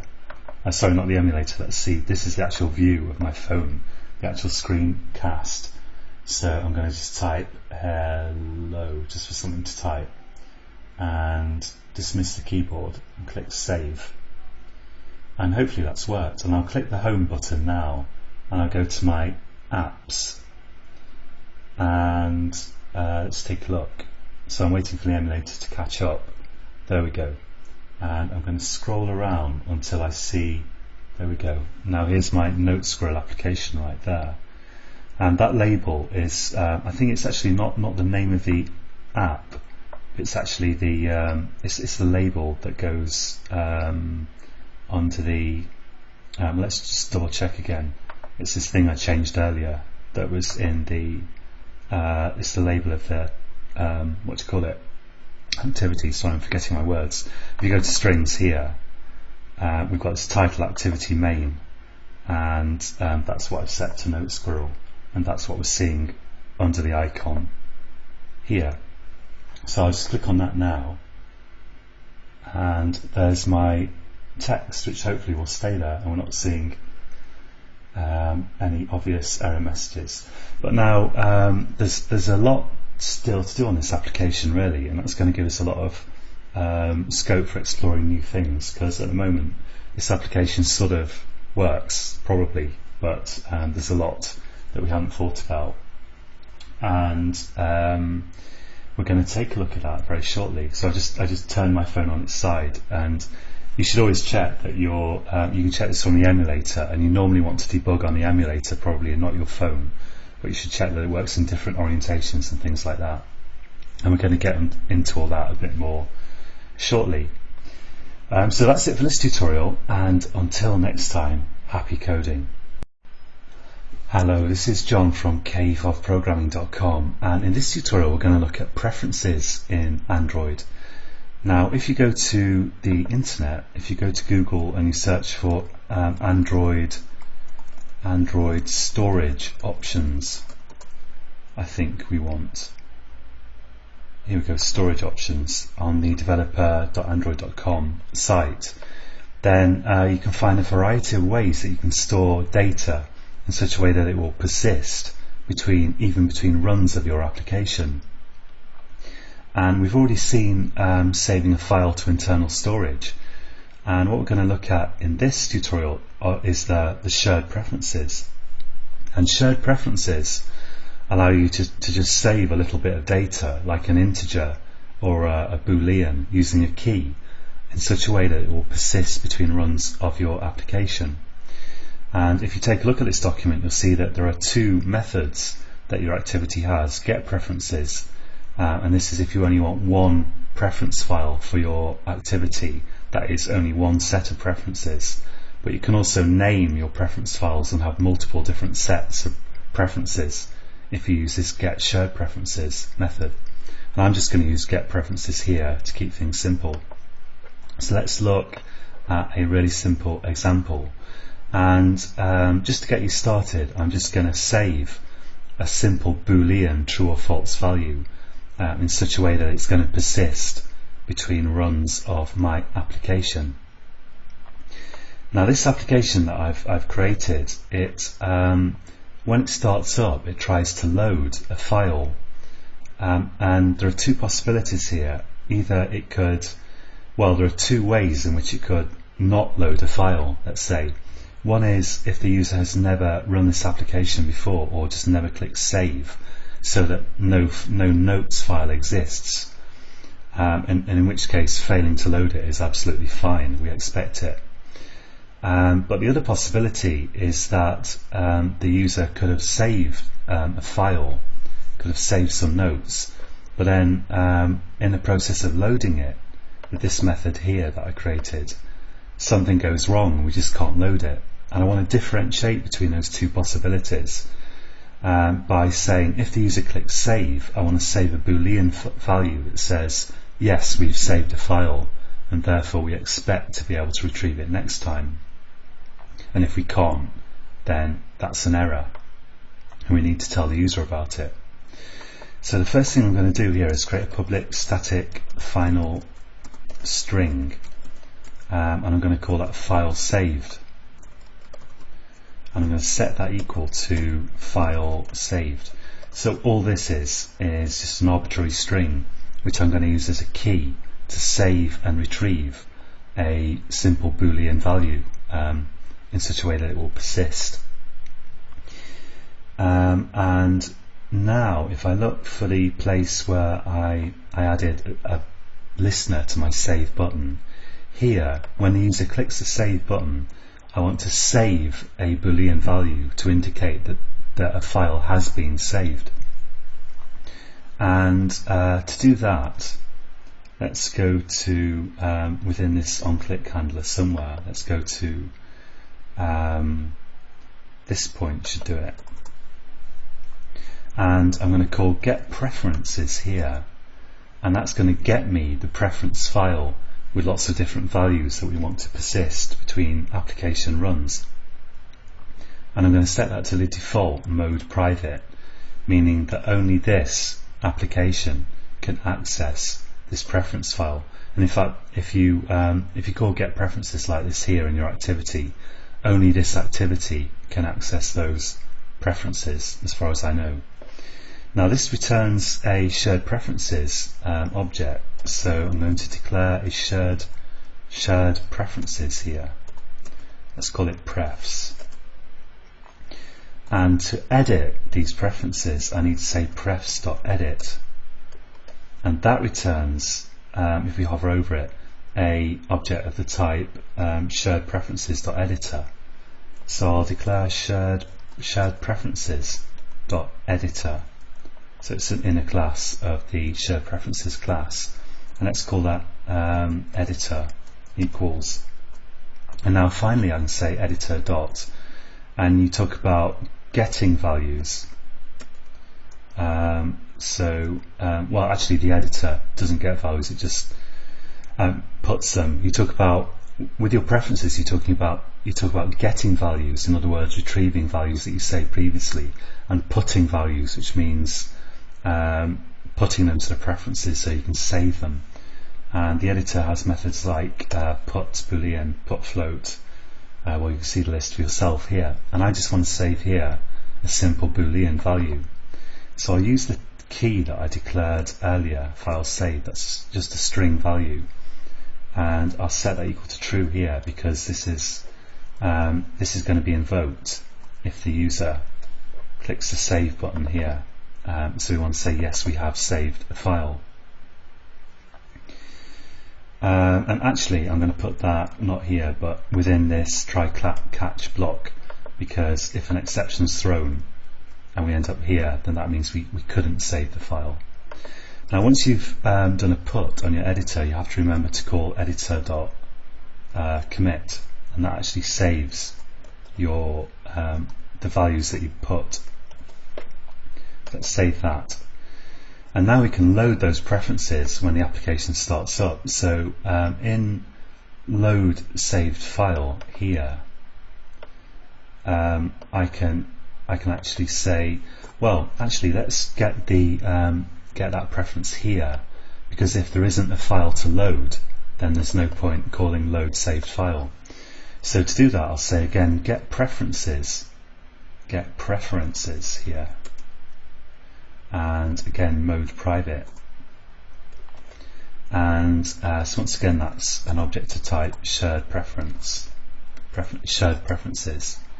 and now I can say prefs.get boolean and pass in the key that I used before, this file save value that I declared up here, and give it a default value which is going to be false, to say that the file hasn't been saved.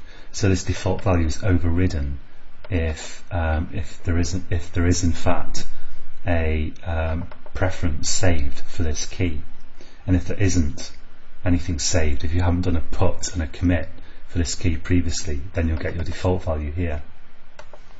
So let's say here boolean file saved equals like that, and then we can say if file saved, then we can go ahead and load the file. Whoops, not sure what I did there. Let's go back up again.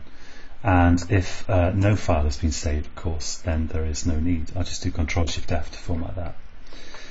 So that's it for this tutorial. It's pretty simple to use this, as you can see.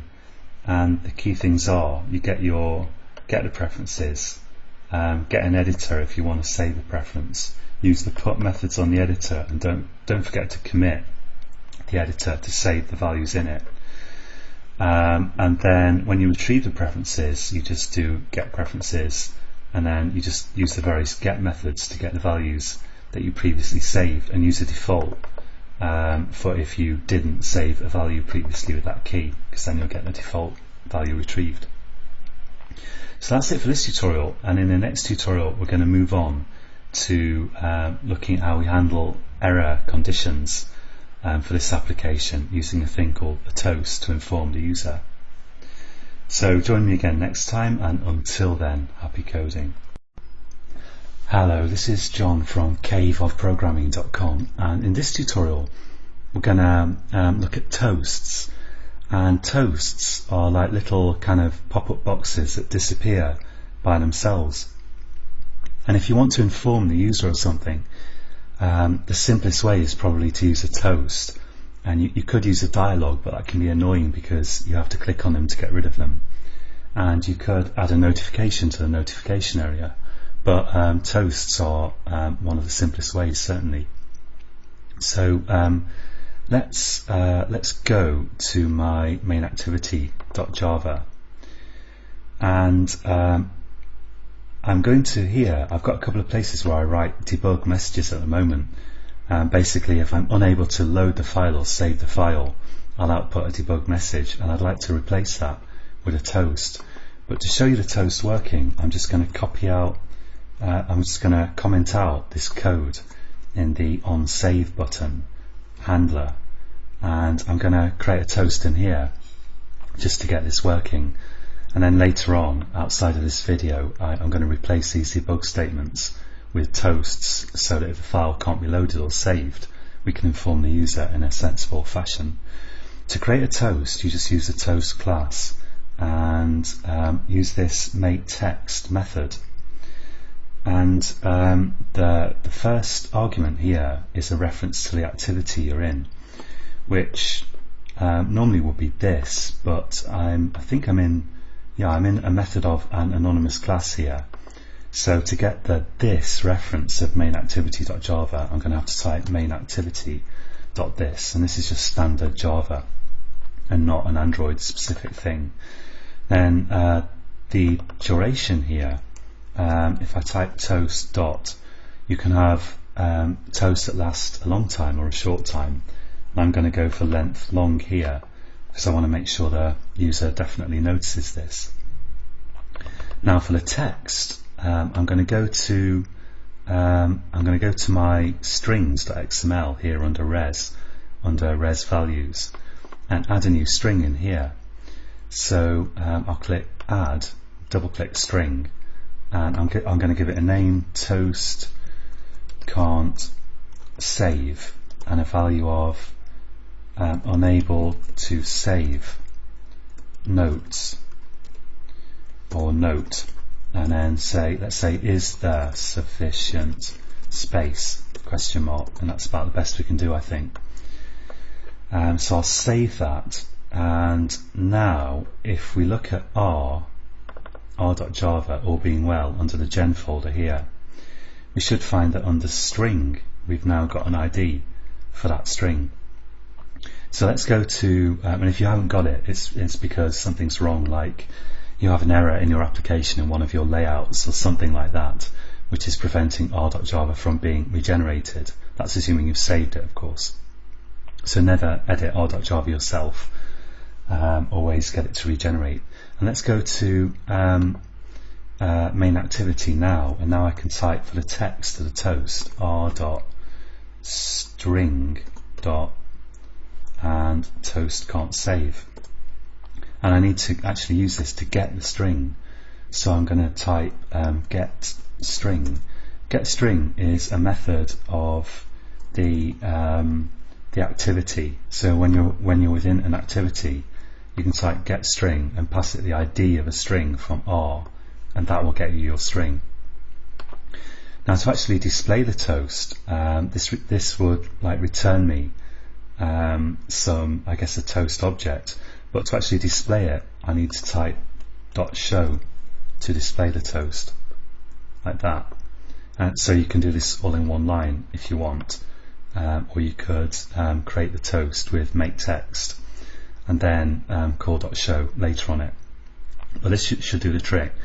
So let's check that this works. Now I'm going to click the green run button, and I've got my emulator working, and let's take a look at the console and see what it says. So it's installing my application, and in a minute it's going to say success, and then we're going to see the application on the screen, and here we go. Let's click save, and there's my toast. Unable to save note, is there sufficient space? So that's the toast. And I'm going to use those to inform the user in this application of error conditions. So that's it for this tutorial, and until next time, happy coding. Hello, this is John from caveofprogramming.com, and in this tutorial we're going to look at adding another activity to our application.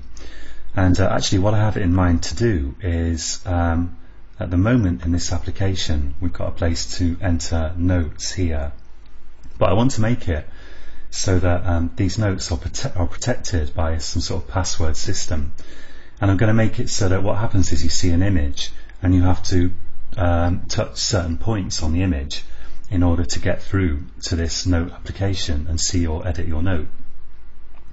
So with that in mind, I'm going to start here by adding another activity, and I'm going to make that other activity the main activity for the moment, so that we can work on it. So in fact it's probably going to stay the main activity.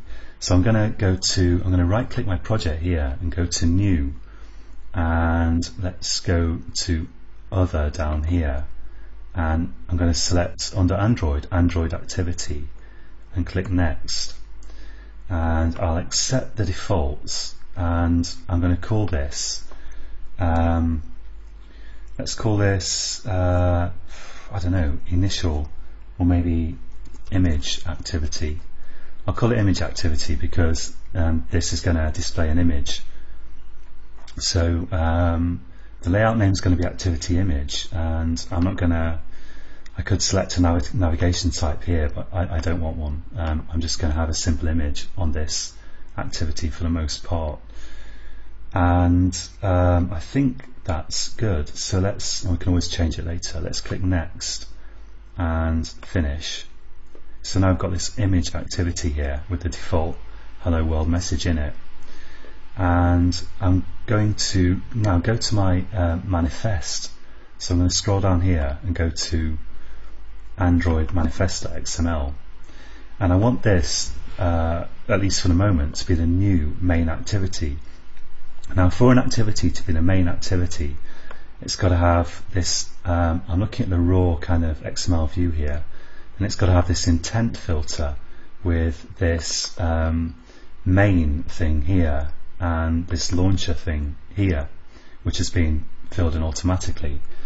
And at the moment my original main activity here has got these, and it's higher up in the XML than this new activity. But if I delete the main and launcher attribute values here from my original main activity, now this is going to become my new main activity because it has those attributes, and it's the only one in the file that has them. So let's save this, and I'm going to just select my project and click Run. And later on we're going to look at how to trigger one activity from another, which of course is a very important thing to do. But for a while now I'm going to be working on this screen that kind of locks the note screen. So let's just take a look at the animator here, and there is my new image activity. So there's a few things to do there, like give it a nice name and that sort of thing. So I've got this title activity image here is set for the title. If I go to my strings.xml, we can find here title activity image, and I can save it. I can set the title to something nice, like I could just call it Note Squirrel for the moment, really. In fact, I don't think I'm not going to display the title myself, but I guess it will remain there anyway. Anyway, that's it for this tutorial, and until next time, happy coding. Hello, this is John from caveofprogramming.com, and in this tutorial we're going to look at the image view control. So I did a bit of searching on the internet and I found this beautiful CGI picture, which is a creation by various artists from the povray.org site, of a painting by Capriccio, I think you say. I don't know how you pronounce that, Capriccio. And so I'm going to use that just as an image in my Android application for the moment. If you go to Google and you search for Android, something like screen support, something like that, and look at support multiple screens, then you can find somewhere in here. Here we go. There's a guide to the different screen sizes that you can use, and really you should probably, if you want to support all of these different screen sizes, you should probably provide images in all of these different sizes. And for the moment, what I'm going to do is I've just, in GIMP, this free photo editor, I've just resized my image to 960 by 720, the biggest size, and I'm going to just work with that for the moment. So if I could bring up my GIMP here we go. I'm going to save this as a PNG, and I'm going to save it in my Note Squirrel resources drawable-extra high density pixel folder, and I need to give it a name. Let's call it something like image_default.png, and save that there.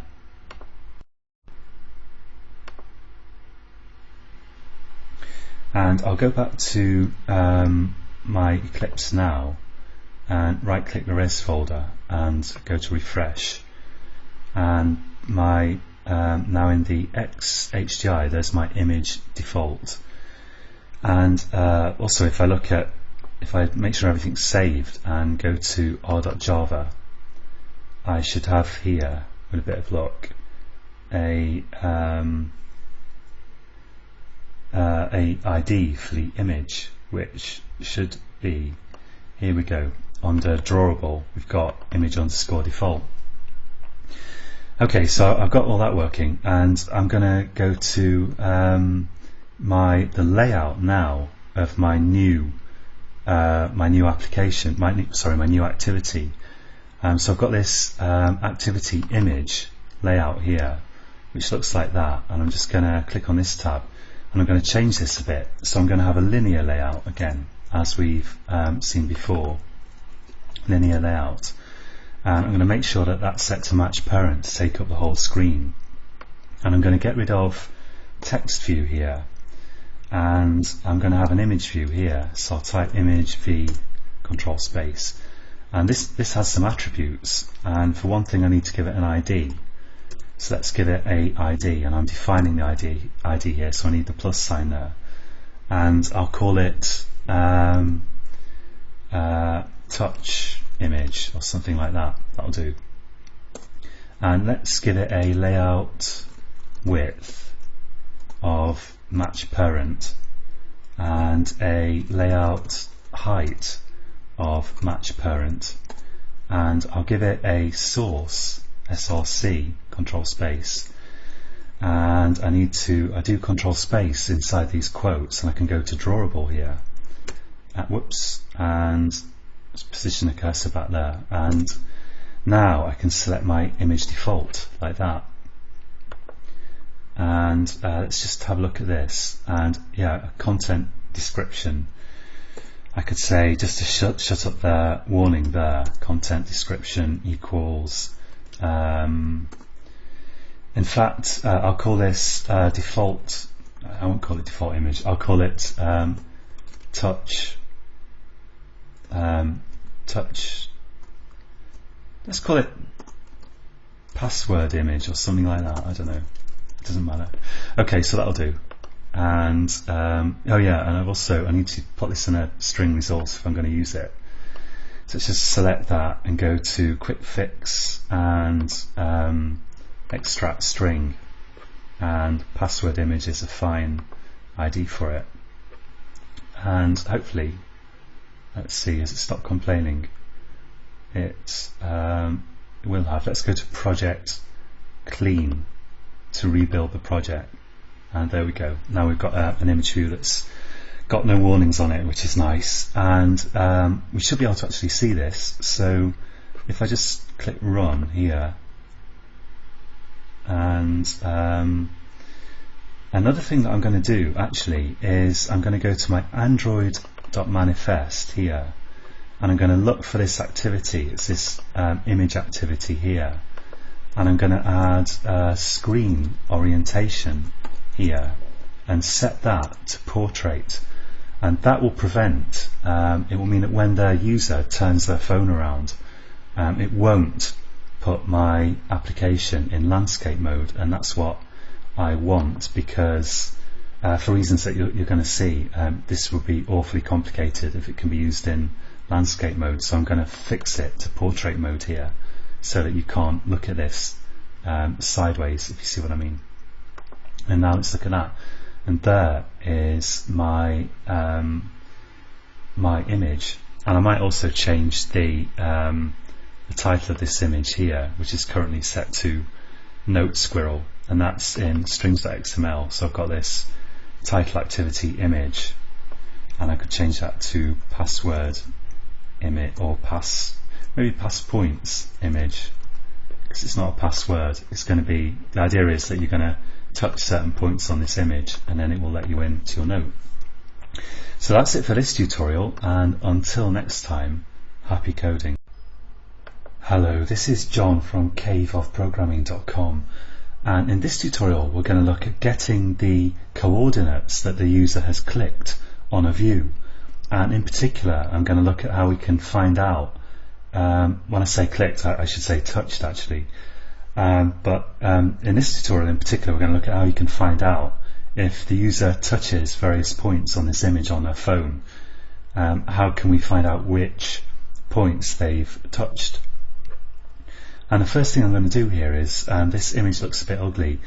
By the way, I don't have copyright rights to this image, so I'm going to change it later on, but this is just something to work with for the moment. And to make this look a bit nicer, well, later on one thing I'm going to do is save different versions of this image under different sizes, in these different folders here, which makes it more likely to look good on different devices. But what I'm going to do for a moment is just change the way this image scales, because at the moment it's scaling so that it fits horizontally, but we've got gaps vertically.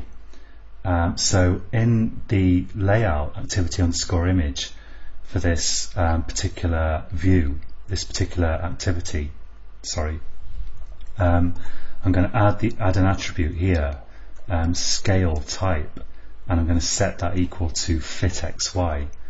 And now if I run this, it's going to scale the image irrespective of aspect ratio so that it fits, it takes up the entire image view here, which is what I want. Now let's look at how to find out where the user touches on this image. And to do that, I'm going to go to my imageActivity.java, and I'm going to add a new method here. Let's call it private void add touch listener. And I'm going to call this method after I do set content view, which is very important, because if you add a touch listener before doing set content view in onCreate, then you'll get an error. So in onCreate, call set content view, and then add the code that I'm about to add in a minute, which adds your touch listener. Let's just take a look at this. So that looks much better. Now it's scaled to fit horizontally and vertically. And in add touch listener, the first thing I need is I want to get a handle to my image view. And if I look at the layout for this activity, I gave this image the ID touch_image, so we will use that.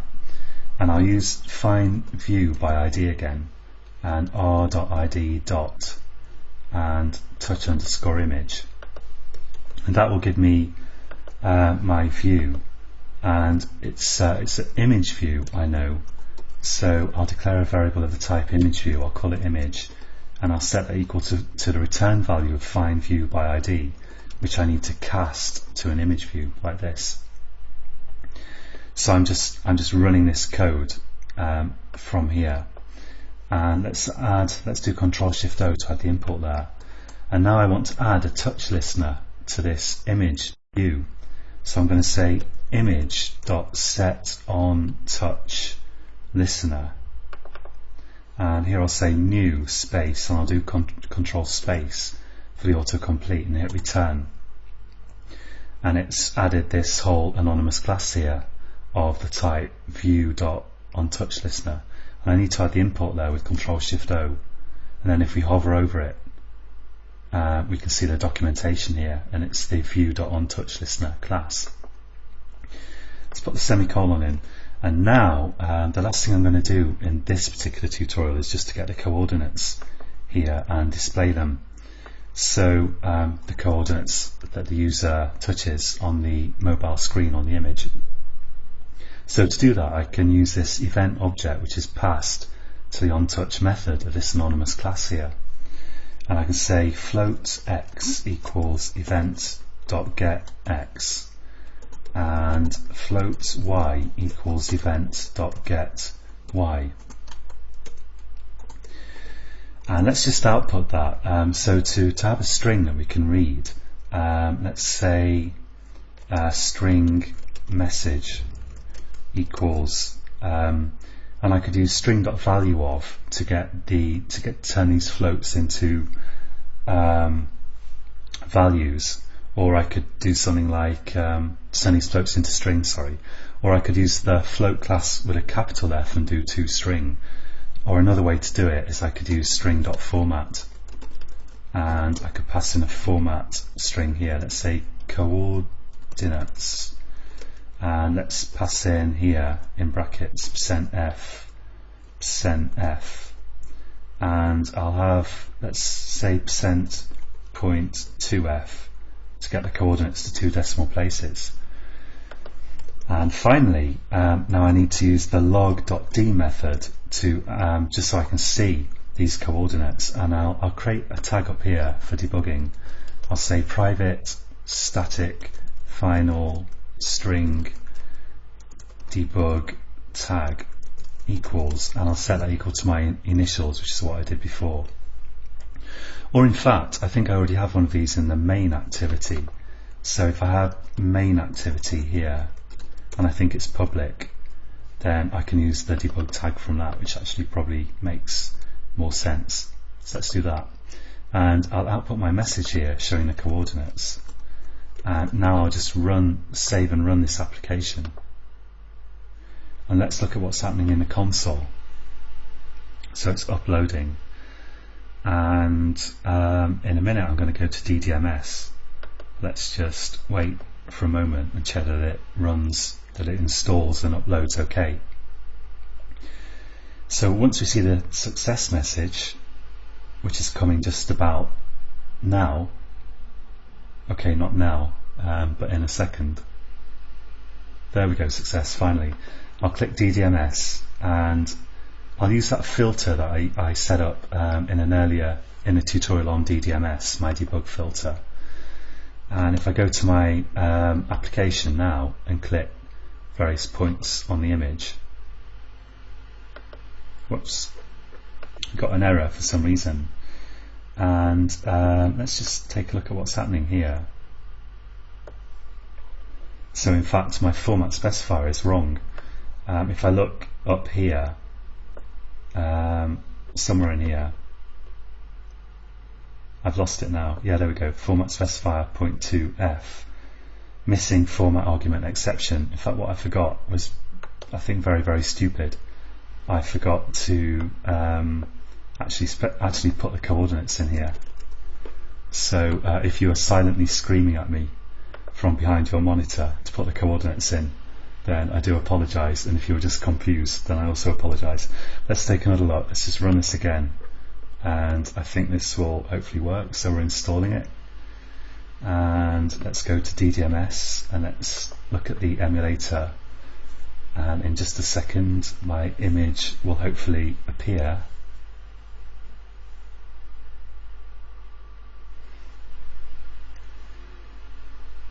And here we go. There we go. So now if I click various points on this, let's select my debug output again. And click different points here. And there we go. And if we look at this debug output, we can see the coordinates that are being clicked, X and Y. Okay, so that's it for this tutorial. And actually, while I've been creating this application, often I'll find some error. I've done something wrong usually, and usually I just re-record the tutorial.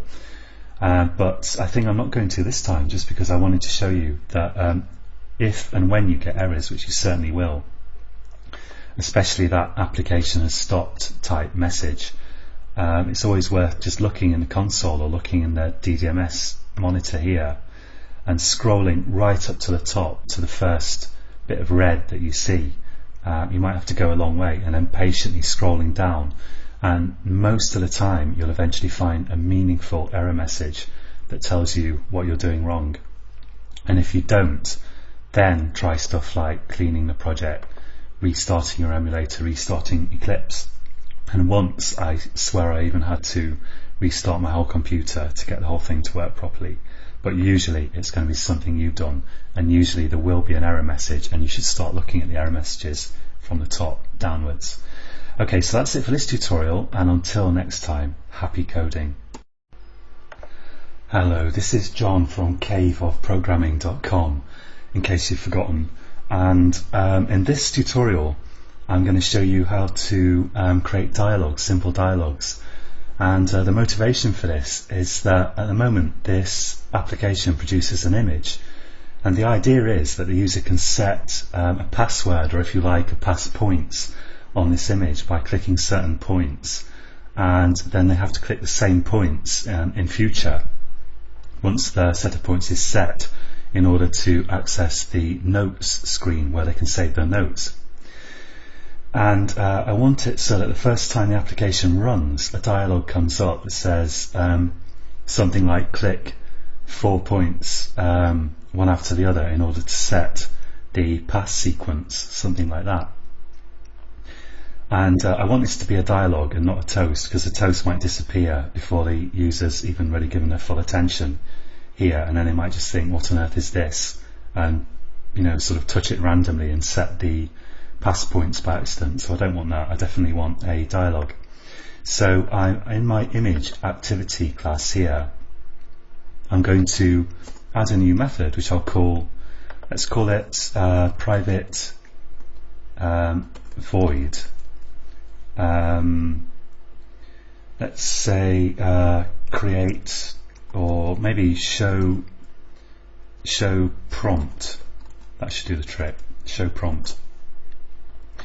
And because that's what we're doing, we're prompting the user to set their pass points. And in show prompt, I'm going to use a class called alert dialog. I'm going to use the builder class of the alert dialog class, so the builder inner class. I'll call that builder, and I'll set that equal to a new builder like this, a new alert dialog.builder, and the context here is just going to be this. It's just a reference to the activity, and I'll add the import there with Ctrl-Shift-O.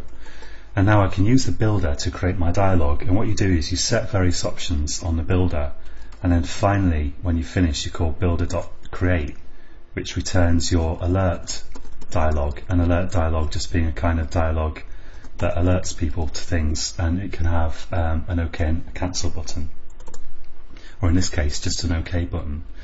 And once I've created it, I'm going to call dlg.show to actually show the dialog. And now here I want to set a few options. So I want to set builder.set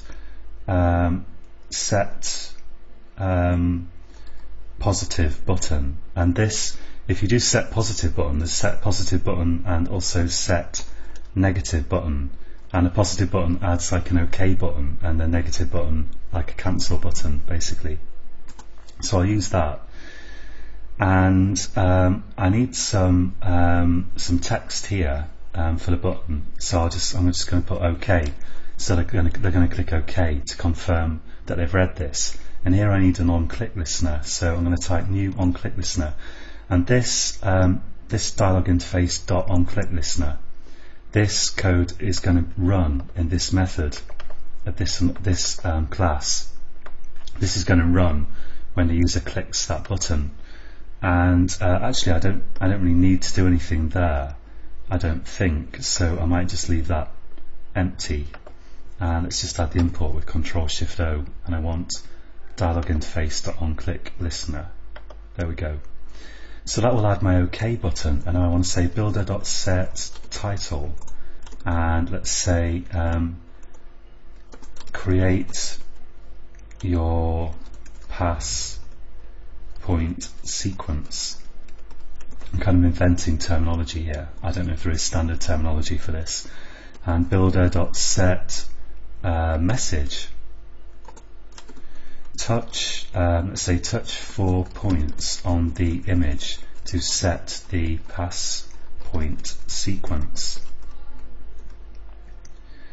And I'm not sure how much text we can fit on here. We could say you must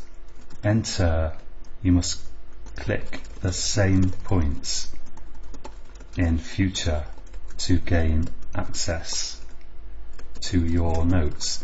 Let's see what that looks like. I'm not really sure if it's too much text for the dialogue. Let's have a look. And let's click save and just click run. And we'll take a look in the emulator here. And later on we're going to add a facility for resetting the password, and we're going to make it, of course we have to add the code that goes to the actual notes screen as well, but for the moment I'd just like to pop up the dialogue. So hopefully in a second, and here we go. Create your pass point sequence. Touch 4 points on the image to set the pass point sequence. You must click the same points in future to gain access to your notes. Okay, so it looks good, and we just got a basic dialogue, and we've got the OK button because we called set positive button. and we could have a cancel button with set negative button as well. So that's that, and if I click OK, it just goes away and it will run whatever code is in there, which we probably won't actually need in this application. So that's it for this tutorial, just a very simple dialogue there, and until next time, happy coding. Hello, this is John from caveofprogramming.com, and in this tutorial we're going to look at the event listener pattern.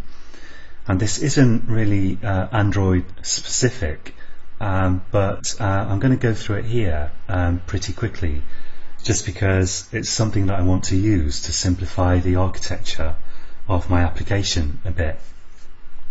And this is something that people who haven't seen it before tend to find very confusing, because it is quite confusing, but it does help simplify your architecture in GUI kind of programs tremendously. And if you get lost in the following tutorial at all, then I'd suggest just following it yourself and typing out something that's as kind of equivalent to what I'm typing, something similar, and gradually you'll see how it comes together. But on the other hand, if you already know it, or if you don't want to know it, then you could happily skip this tutorial. Now the point of this is that I've got this touch listener that's listening to my image and it's finding out which points the user touches on the screen. And when I've collected 4 points, I want something to happen. And that something could either be that I add the 4 points to the database and that I'm going to create shortly, or I could check those 4 points to see if they're close to the points in the database.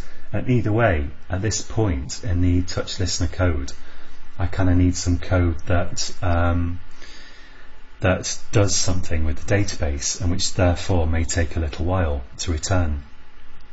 And I kind of just don't like situations where I've got a class here, and I've got an anonymous class within that class, and here what I will be doing is calling another method from the outer class when I've collected 4 points, and it kind of just feels a bit messy to me, and I want to handle it architecturally just a little bit different.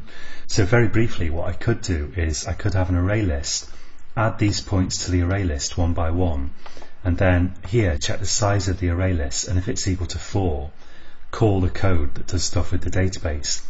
That would be the simplest way to do it, but to my mind, an inelegant way, and I prefer the way that I'm about to show you now. So the first thing I'm going to do is I'm going to take this touch listener code and put it in its own class. So I'll just do Control X on this method, this onTouch method of the touch listener, and cut it, and I'll create a new class here, so in the same package, and I'm going to call it point collector. And I'm going to say that the point collector class implements on touch listener, and I'm going to paste in the method there that I had before, and I'll just do Control-Shift-O to add the necessary imports for the log file there. So now in my image activity, what I could do is I could give it a private instance variable of the type point collector, the class I just created. I'll call it point collector, and I'll set that equal to a new point collector. And now when I set my touch listener here, I can just pass in my point collector object, and that should run exactly as it did before.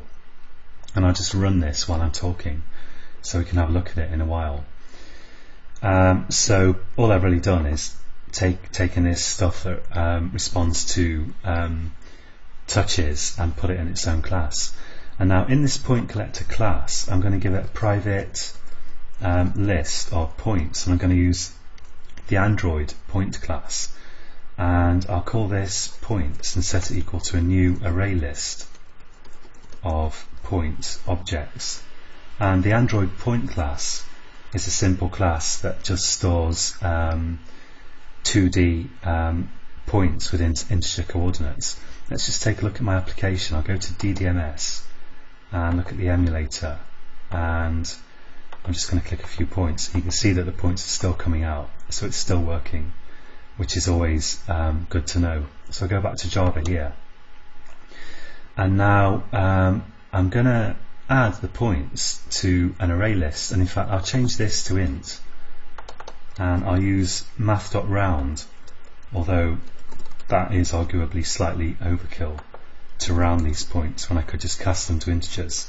But I'll use math.round to get the integer pixel coordinates here, and for my debug output I'll change this from a 2 decimal place floating point to a integer value with %d, which stands for decimal, I think. And now I'm going to add, I'm going to say points.add, and every time we get a point, because the users touch the screen, I'm going to say new point xy and add it to the list there. And then I'll say if points.size is equal to 4, then I've collected 4 points, and I want to tell my image activity class that it's time to check those with the database or add them to the database. Now I'm going to add I don't want to refer to image activity directly in here, because it's bad practice to have a situation where in this case image activity refers to point collector, and point collector would then refer to image activity. The two classes would have to know about each other in a sort of circle, and that's a bit of a rat's nest, and it's bad practice. So what I'm going to do is, to avoid having to have a reference to my image activity in this class so that I can call some method of it, I'm going to create an interface here. I'm going to go to new interface, and I'm going to call this point collection listener, or maybe point collector listener. Actually, I think that'll do the trick. And I'm going to give this one method which just accepts, I'll call it points collected, and that accepts a list of Android point objects like this. Let's add the import for this Java util list, and then in my point collector class, I'm going to give this a private instance variable of that interface type that I just defined, point collector listener. I'll just call this listener, and in here, when I've collected 4 points, I'll say if listener is not equal to null, then I'll say listener, and I'll call its method, its points collected method, and pass in the points like this. And now the final step here is I'm going to go to my image activity, and I'm going to make it implements the point collector listener interface. And let's add the method here that we need, add unimplemented methods. I think Eclipse is perhaps being weird. Oh, but it has added the method, so I think we're good. And let's have some debug output here. Let's say log.d and debug tag, actually main activity.debug tag. So that's a JWP string, which is my initials that I defined earlier. And let's just output here collected points, and I'll just say here plus points dot size, so that we can see the size of the array list, which should be 4. And now, if I go back to point collector here, and if I right click in this class, go to source, generate getters and setters, and for listener I can add a set listener method, click OK, and that will set my listener instance variable to whatever object I pass in, and that object must implement the point collector interface. So I go to image activity here, and now I say point collector dot set listener this, and now everything should be working. And I appreciate that if this is the first time you've seen this, and it is really a useful and important thing to know, but it will seem pretty complex, and I can just recommend going through this code, looking at the different bits of it and typing it out yourself a few times. And if you still find yourself stuck after that, you're probably missing some bit of information about how Java references work, or how interfaces work, or something like that. And I could point you in the direction of caveofprogramming.com, where you can find lots of tutorials on Java, and they may enlighten you if you look at interface stuff and that kind of thing. But what we're doing is we're saying that the image activity implements the point collector interface. The point collector interface just has this one method, points collected. Therefore, image activity has a points collected method. And we're saying to this touch listener, we're saying that I'm going to set the, where are we? Set listener. Actually, I've added this in completely stupid place. Let's get rid of it from there, because I want to add it in the onCreate method up here. We're saying on the point collector touch listener, we're calling set listener and passing in image activity, and we can do that because image activity implements point collector listener, and this set listener method expects a point collector listener. Now the point collector listener, the point collector class here has this method set listener. So this listener, the image activity will call this method and pass itself to here, and then we'll take the reference to the image activity and store it in this.listener, so it's stored up here.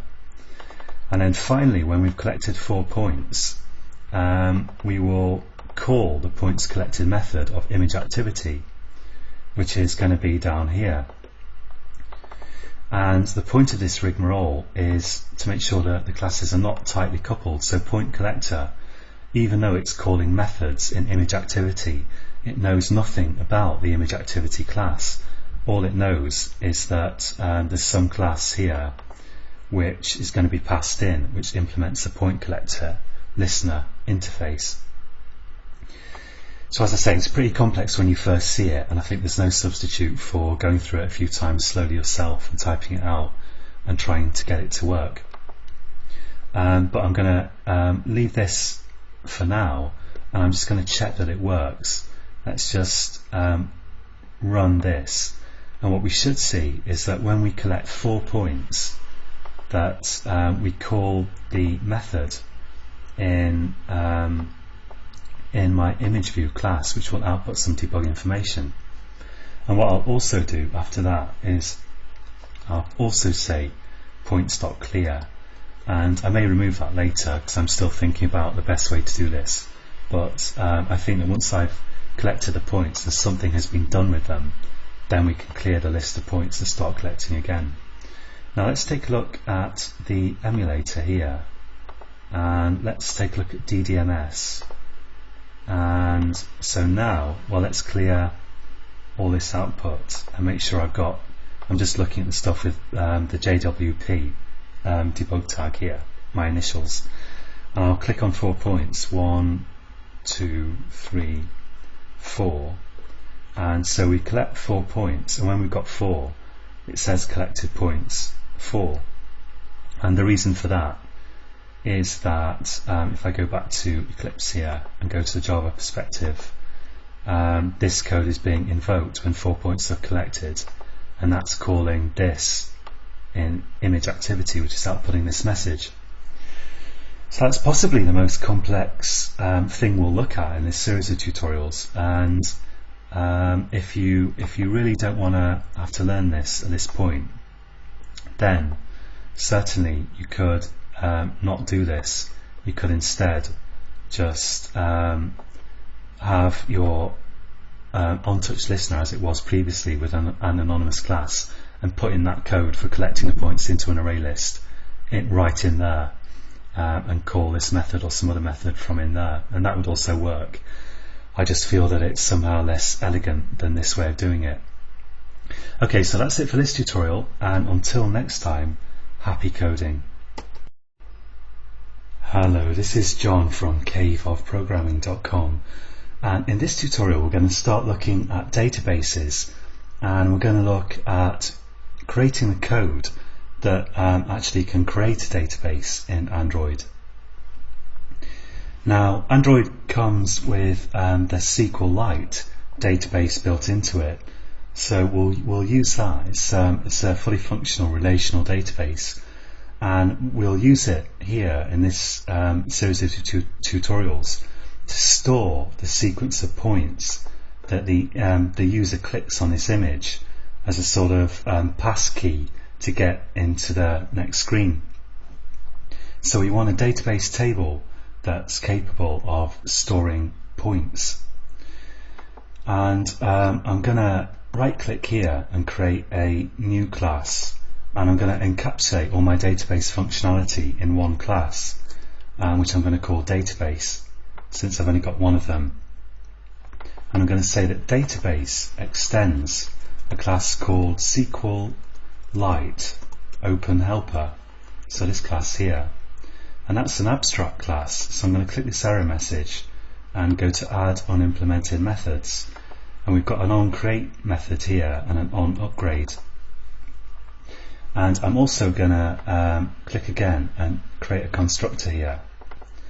But in fact, this constructor, you'll see, has 4 arguments, and I only want to pass in the first argument, and you'll see why in a minute.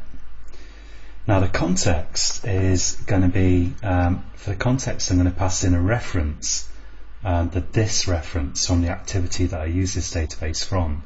Name is the name of the database, and SQLite actually stores databases in files that you usually give a .db extension. So I'm just going to call this,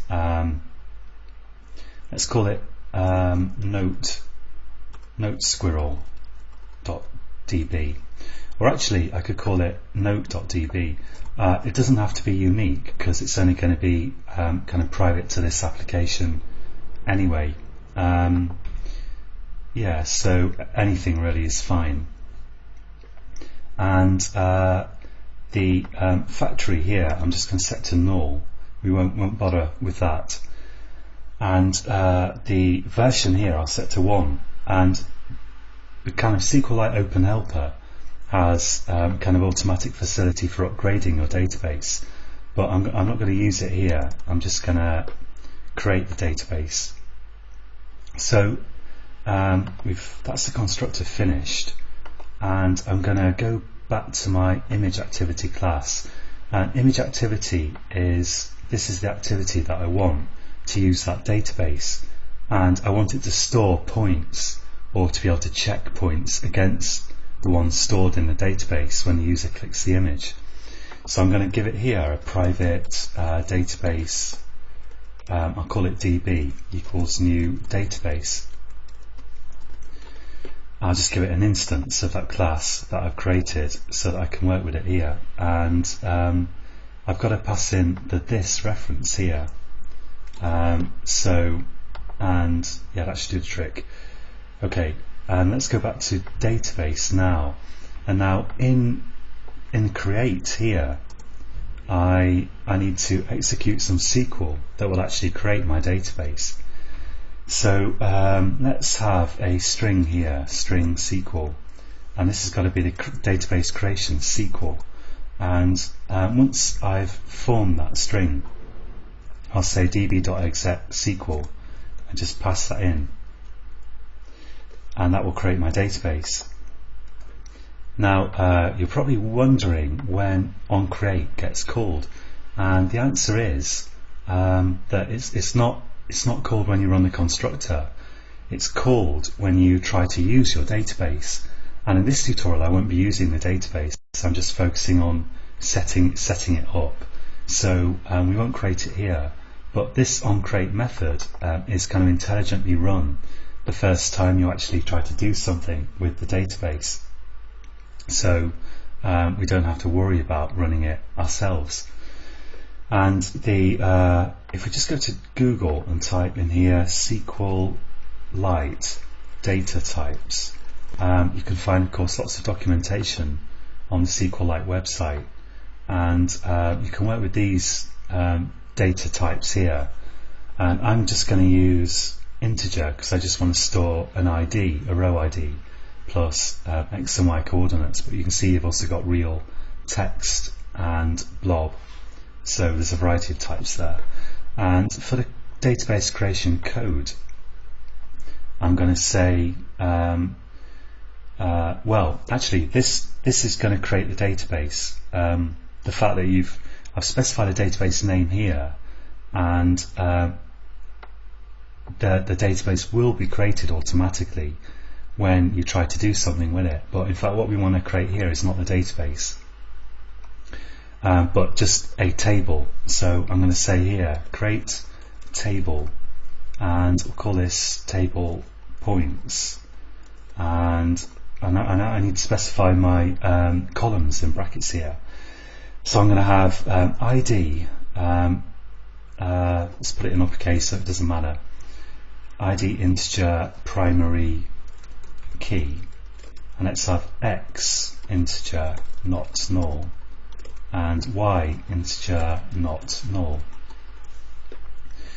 And that should do the trick for my database creation code. So I just have the one table at the moment, and in the next tutorial we'll get on to doing some stuff with this database, but I think I'll leave it there for the moment because there's not much more to be done on actually creating the database. So join me again next time, and until then, happy coding.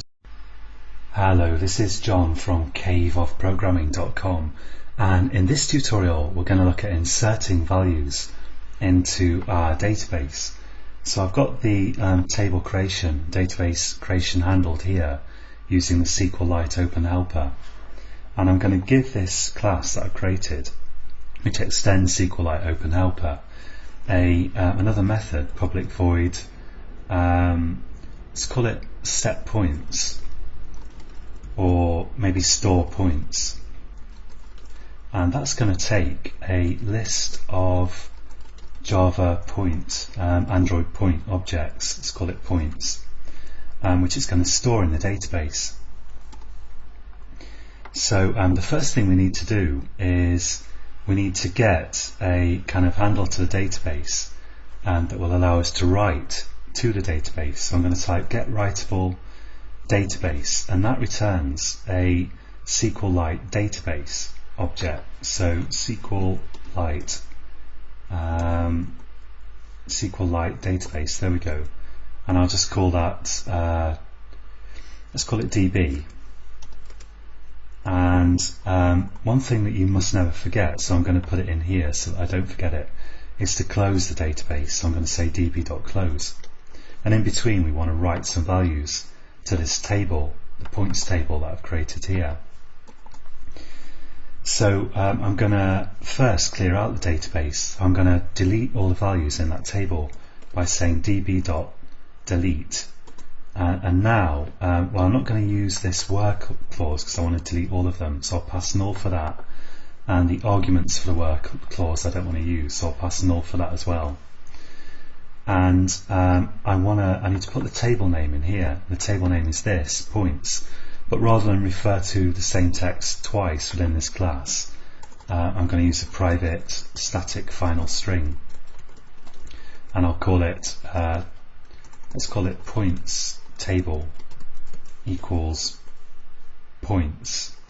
And we wouldn't use like a resource string for this, because the resource strings are just for things that the user sees visually, and they're not going to see the name of the table unless something's gone badly wrong. So let's in fact create the SQL by doing a string.format, or I could just use plus signs, and I'll just have a %s in there, and here I'll pass in, let's just maximize this editor, I'll pass in the name of the table, which is points table, like this. So I'm just using string.format to replace this %s with this single argument here, which is the name of the table. And I'll do a similar thing down here. Actually I won't, because I just need the name of the table down here. So I'll just type in points table here.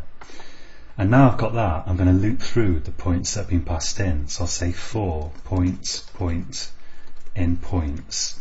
This is kind of what we call a for each loop in Java. And for each point, I'm going to use a content values object, which I'll call values, and I'll set that equal to a new content values like this. Now, content values this is part of a mechanism that allows us to write the database in such a way that we're kind of using wildcards, which is always a good idea anyway. And you need to say for each column that I want to put a value to, I need to say values.put, and I need to supply a key, which will be the column name and a value that I want to place in that column. Now my column names at the moment are hard coded in a table. I've got 3 of them. I've got ID, X and Y. So I'm going to take those out and turn them into private static final strings. So let's say private static final string key ID, or I could say ID column or something like that, or col ID, something like that, equals ID. And let's just copy that and paste in a couple more, because I want to have column X and also column Y, because those are the names of my columns. And let's replace ID in here with %s, and replace X with %s and Y with %s. This is my create statement for my table, and I want to use these values here now, rather than having the same string written out twice, which would be pretty bad practice and would cause problems if we change them in one place only. I'll just do Ctrl-Shift-F to format that a bit, and that looks pretty okay. So I've got ID, X and Y, so that seems fine to me, and the table name is the first argument here, so that's all good. And now I can say, okay, values.put, and for the ID, call ID, I'm going to have an integer there. And so that I have an integer, let's just say here int I equals 0, and let's just increment that every time we go through the loop like this, I++. So I'll save this for the ID, and then if I copy this, save a little bit of time, and I've got the X column now, and I've got the Y column to store my Y coordinate, and I'm just going to use here the values from my point, so point.x and point.y. And finally, the final step here is I need to do db.insert, and I pass in the table name here, which is points table. And this null column hat thing here is something that allows you to insert values that are just empty, content values with no keys, but I won't use that, I'll set it to null. And the values here, that's my content values object. I'll put a semicolon at the end there. So every time we go around this loop, it's going to use these content values to insert values into this table using these, which are the column names in the table, and those are the values that we want to set those columns to. And when we've finished inserting there, we'll just close the database handle. And that should all work, and we're not going to see anything for the moment because as of yet I am not querying the table, but in the next tutorial we'll get on to querying the table, and then we'll be able to check whether our points really are correctly being stored or not. And for the moment, one thing I am going to do is in my image activity here, this is the point which we fixed up in a previous tutorial where I want to store the points. So I'm just going to call there using my database class that I've been creating here, db.storePoints, using that method that I just defined, and I'm going to use that to store these points.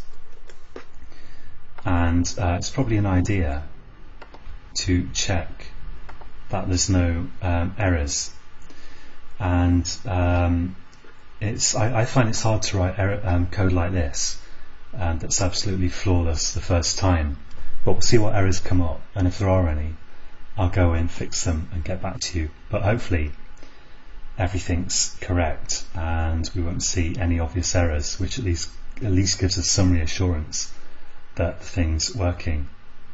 So let's take a look, and when the image comes up here, I just need to click 1, 2, 3, 4 points. And now if we look at DDMS here, in fact we've got a lot of red text that's come up, and the exception here is we've got a duplicate column name ID. So I've got create, and in my SQL here it seems that I've called all the columns ID for some strange reason. Let's just take a look at what's going on there, and go to point collector and look at the not point collector, actually the database class. So I'll go to database.java, and I forgot here to change the name of the columns.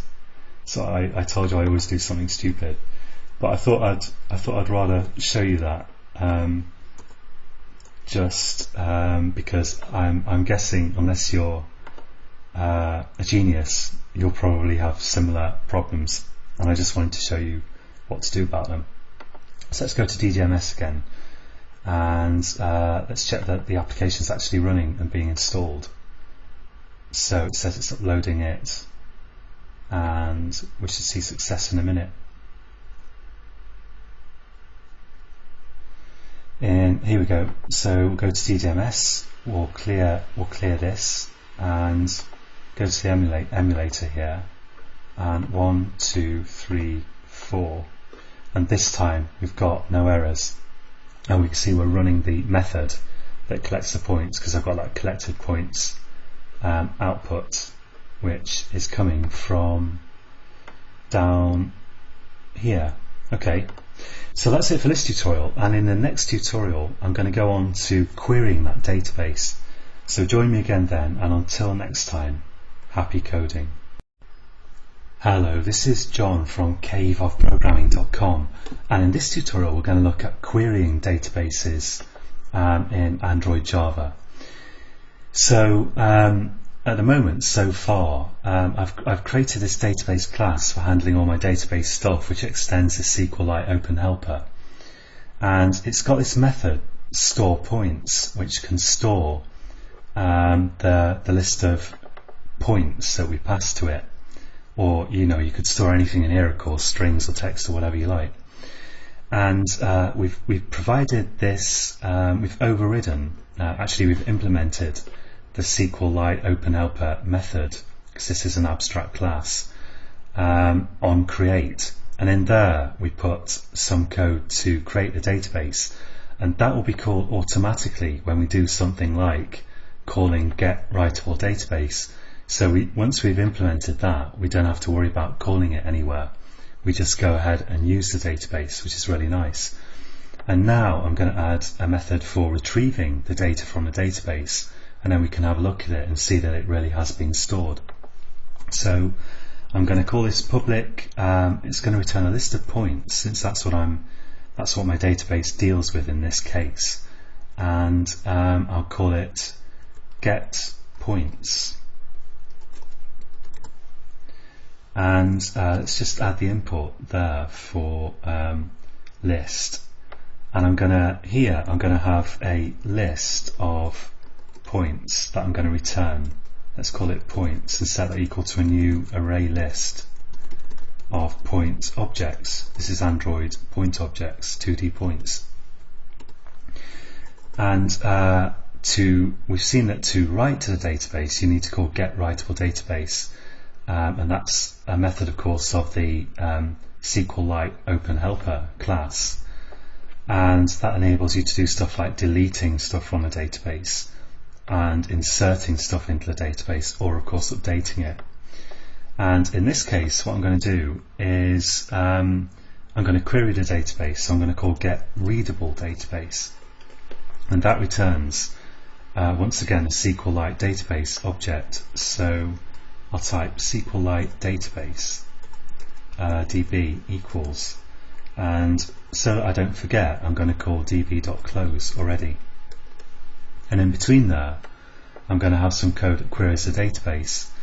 So I need some code to query the database with, and I'm going to say string SQL equals string.format, because here I'm going to want to use some column names, although in fact probably only one column, come to think of it. But I'm going to have in here select star from and I need the table name %s. I'll put for the moment. Select star from %s, and let's have order by %s, and that's going to be another column. And the columns here, well, the things that I'm going to substitute here are going to be the table name. I have my I have my constant defined up here, points table. So let's specify that for the table name and points table. And for the last argument, the one that I want to order by, that's going to be my ID column. So I'm going to use this col ID static string here. So col ID. There we go. So that's going to select all the columns from my database ordered by their ID. So I should get the points in the order that they're entered, since I was incrementing the ID, starting at 0 every time I added a point. And now in the middle here, so I'm going to say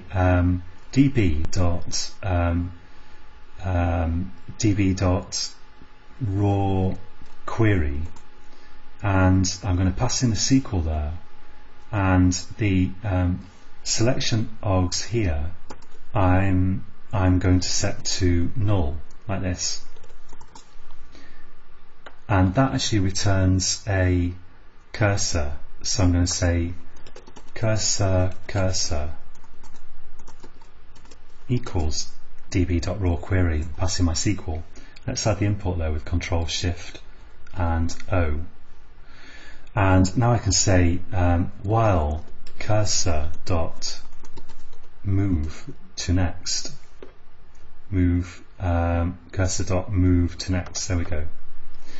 So let's just expand the editor. So the idea is that you have this cursor which kind of points at the latest result, and when you first do the query, the cursor points before the first result. So you call move to next to point it to the first row that you want to retrieve, and then you keep calling move to next to move to the next row and the next, and so on.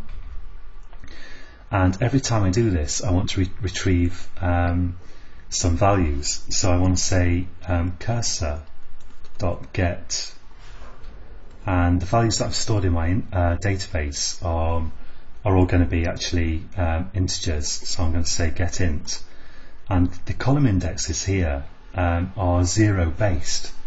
So I'm going to type 0, and that should get me my x coordinate, int x equals, and then I'm going to say y here, and that'll be column 1. And in fact it may even be, maybe it's clearer here if I actually use the actual column names here, which I certainly could do. So I could put col x and col y, where are we? like this. Okay, so that's the first column I'm retrieving, and then the second column, and that corresponds to index 0 and index 1. And once I've got that data back, I'm going to say points. So I'm just going to add that to my list of points that I want to return, and say points.add new point x comma y. And then finally, I of course close the database down here, and then I can return my array list of points. Now, to check that this works, I'm going to go to image activity here, and when I've got 4 points, this code is invoked, you may recall, and I store the points in my database. And what I'm going to do here is I'm going to say db.get points. So I'm going to call that method that I just retrieved, that I just defined, the method that I just wrote, and I'm going to say here list. In fact, yeah, I don't have any list of points in here defined, so I'll call it points. List point. I was just wondering if this name would conflict with something I already had, but of course it doesn't, because that's in a different class. List point, list of point objects, points equals db.get points. And let's see what the error is here. Duplicate local variable points. Oh yeah, I was wrong, it conflicts with this variable here. I was completely forgetting. Well, let's call this something different. I'll just call it list for the moment. This is temporary code that we're going to get rid of later, so I won't worry too much. And let's say 4 points in list. I just want to have a check that this works, and I'm going to say here log.d and main activity dot debug tag, and the message here I'm going to have string.format, and I'm just going to say in here got point and %d, %d, and let's pass in for the arguments here. Let's pass in point.x and point.y, referring to the point here, this variable here. I'll just do Ctrl-Shift-F to format that a bit, and that looks okay. And now, so if all this works, what should happen is when I click 4 points on my image, it invokes this code here, and then it will store the points, and then it will retrieve them immediately and display them in the logcat debug output. And the methods that I'm calling are the ones that I've defined in my database class here, store points and get points. So let's just check that. Let's minimize this editor and click run to run it. And again, we could easily have errors because it is hard to write code like this and get every little detail right first time, but we'll see. And so it's uploading, and I'm going to go in a minute to DDMS so that I can see my debug output. Installing, and let's hope we see success. There we see success. I'll go to DDMS and I'll clear the output here and go to my emulator, get rid of this dialog, which is not normally going to appear. It's just here because I'm building the screen that stores the points for the moment. I'll click 4 points, and when I click the 4th, it stores them in my database, and fairly quickly it retrieves them again and tells me what they were. So this code seems to be working, and that's it for the moment. So I think that's all the database stuff we need just for a minute, but I'm going to refine this a bit more because at the moment the database code is executing in the main GUI thread and potentially holding it up, and for that reason we're going to move on to look at running asynchronous processes. So join me again next time, and until then, happy coding. Hello, this is John from caveofprogramming.com, and in this tutorial we're going to look at basic usage of asynchronous tasks in Android.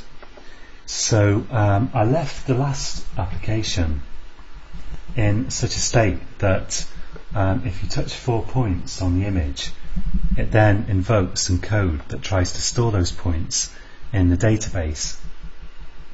And storing things in a database can potentially take a little bit of time. And for that reason, what I'd really like to do is I'd like to have some kind of dialog box that comes up and says saving points or something like that, and would then save the points, and then the dialog will go away automatically. Now, a naive implementation of that would look like this one here. So we're saying here, create a dialog. I'm giving it, I've got this string that I've got in the strings XML that just says something like storing data. So I'm just setting the message. I have no title and no buttons on this dialog, which is what I want. And I'm showing the dialog, I'm storing the points, and I'm dismissing it. But in fact, what happens if we run this code is that we never see the dialog. And the reason for that is that to show a dialog, it's no good just calling show. You've got to call show and then let the GUI system, the thread that's running the user interface, process the dialog, and then you've got to do your stuff. And then later on, the thread's got to dismiss the dialog. So if you just call show and dismiss in the same method, you're not going to see any dialog because nothing's happening in between here. You need some stuff to happen here in between that actually makes the dialog display. Now, to sort that out, what we need to do is we need to run the storing of points here in a asynchronous task. In other words, we need to make it run in a task, a thread, that's separate to the main thread and parallel to it. So in this method we can just show the dialog and then kick off some sort of asynchronous task, and the task will then store the data in the database, and when it's finished it will then dismiss the dialog itself. And to make that work, we're going to use a task. We're going to use a class called async task. Now, this is a ferocious looking parameterized class, and the parameters let you pass parameters into your task. They let your task post values to indicate progress, which you can receive in a method that will update the GUI, and you can get a result from your task as well. But in this tutorial I don't want to use any of those, so for each of these template parameters I'm going to specify void, and it has to be void with a capital V, because void with a lowercase v will be a primitive type, and you can't use a primitive type in a parameter list for a generic parameterized class like this. So the bottom line is just put void for your parameters, your parameter types. And I'm going to declare a variable here called task and set it equal to a new async task, and I'll have the same parameter types here. Java 7 allows you to miss out the second recitation of your parametric types, but I'm using Java 6, so they have to be repeated here. And then I have two round kind of constructor type brackets, and if I were to type this, that would look as though I'm just declaring an object of a particular class and setting a variable equal to it in a sort of normal fashion. But that's not what I'm doing here, because async task is an abstract class. But what I can do is I can implement the abstract method using a anonymous class type syntax. So I get rid of the semicolon there and open a curly parenthesis, hit return, and Eclipse has put a closing parenthesis in there for me, and I'll add the semicolon after that. And then I'll click this warning here and go to add unimplemented methods, and that will implement my method for me right here, so between these brackets. And now this is a legal declaration, and I must return null here, because if you've got a return type of void like this, you have to return null. You're not allowed to not have a return statement, so that must be there. And now I'm going to take my store points code and put it in there. And now points, you can't refer to a local variable from within a method of an anonymous class unless it's declared final. So that's what I'll do. My points here, which are actually declared here, I'll make this variable final, and that just means that I can't reassign points to point them at something else. I can't reassign this local variable, but I don't want to anyway, so that's fine. And the points themselves in the list that this is receiving can of course change, so this won't affect anything. And now what I'm also going to do is I'm going to right click here and go to source, override implement methods, and I'm going to override this onPostExecute method, and this runs after your task has finished executing. So I'm going to just use that as a logical place to dismiss the dialog. So onPostExecute will run when this code has finished running. And I also have to make the alert dialog final if I want to refer to that within this method of my anonymous kind of inner class. So I think that looks pretty good. Now, because db.storePoints, it might take a while to return, and for that reason it's great to put it in a asynchronous task, even if you don't want to show a dialog to indicate what's happening. But it's also possible that it might return very quickly, and usually it probably will. So just so that we can definitely see something happening, I'm going to put thread.sleep in here for 1 second. And I'm also I'm running this code at the moment on my I'll just handle the exception here. I'm running it on my mobile phone just because my laptop keeps overheating with the strain of running an emulator, so I thought I'd run it on my phone instead. And I've got debug turned on my phone, and my project is set to debuggable in the application setting of the manifest.xml as I described in a previous tutorial. So I can debug it on my phone quite happily if I want to.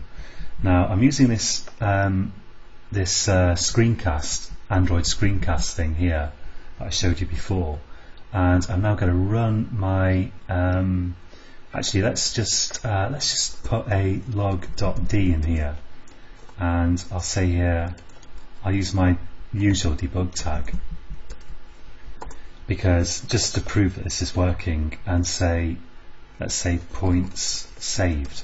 And I want to show you that you can happily get debug output from your phone as long as debugging is switched on the phone and in your project. And now finally let's run this. So actually it's not actually finished yet, because I've defined the task that we want to run, but now I actually have to run it by saying task.execute like this, and this isn't going to take any parameters because I specified void for all these parameter types here.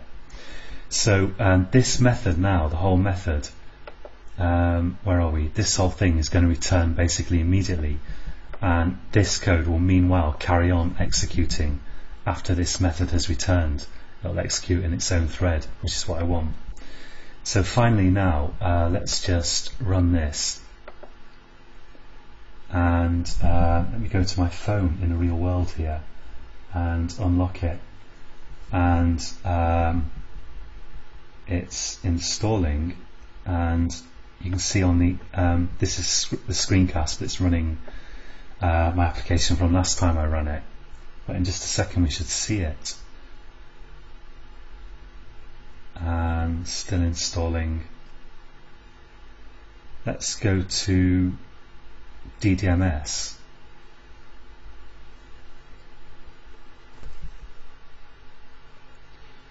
Okay, so and I'm going to filter the debug. Yeah, the debug output's filtered on my debug tag JWP. I'm just going to clear the logcat log there and look at my phone. Whoops, so unlock the screen again. So here's my phone, and I'm just going to click OK to say yes, I want to set my pass points, and I'll click 4 of them, and we can see the debug output coming out here in the logcat, even though I'm running this on my phone, which is very nice. And then after I click the 4th one, it says storing pass points, as you can see, and it saves them in the database, and you can see points saved coming out here. Let's just do that once more because it's such fun. There we go, storing pass points, points saved. Okay, so that looks good to me, and that's it for this tutorial. So just a very basic asynchronous task, and we didn't cover these parameters, but if you want to run something in the background, and most often you just want to run something without really having a lot of different data being involved, you just want to tell it to run, and this is the quickest and easiest way to do it. So that's it for this tutorial, and until next time, happy coding.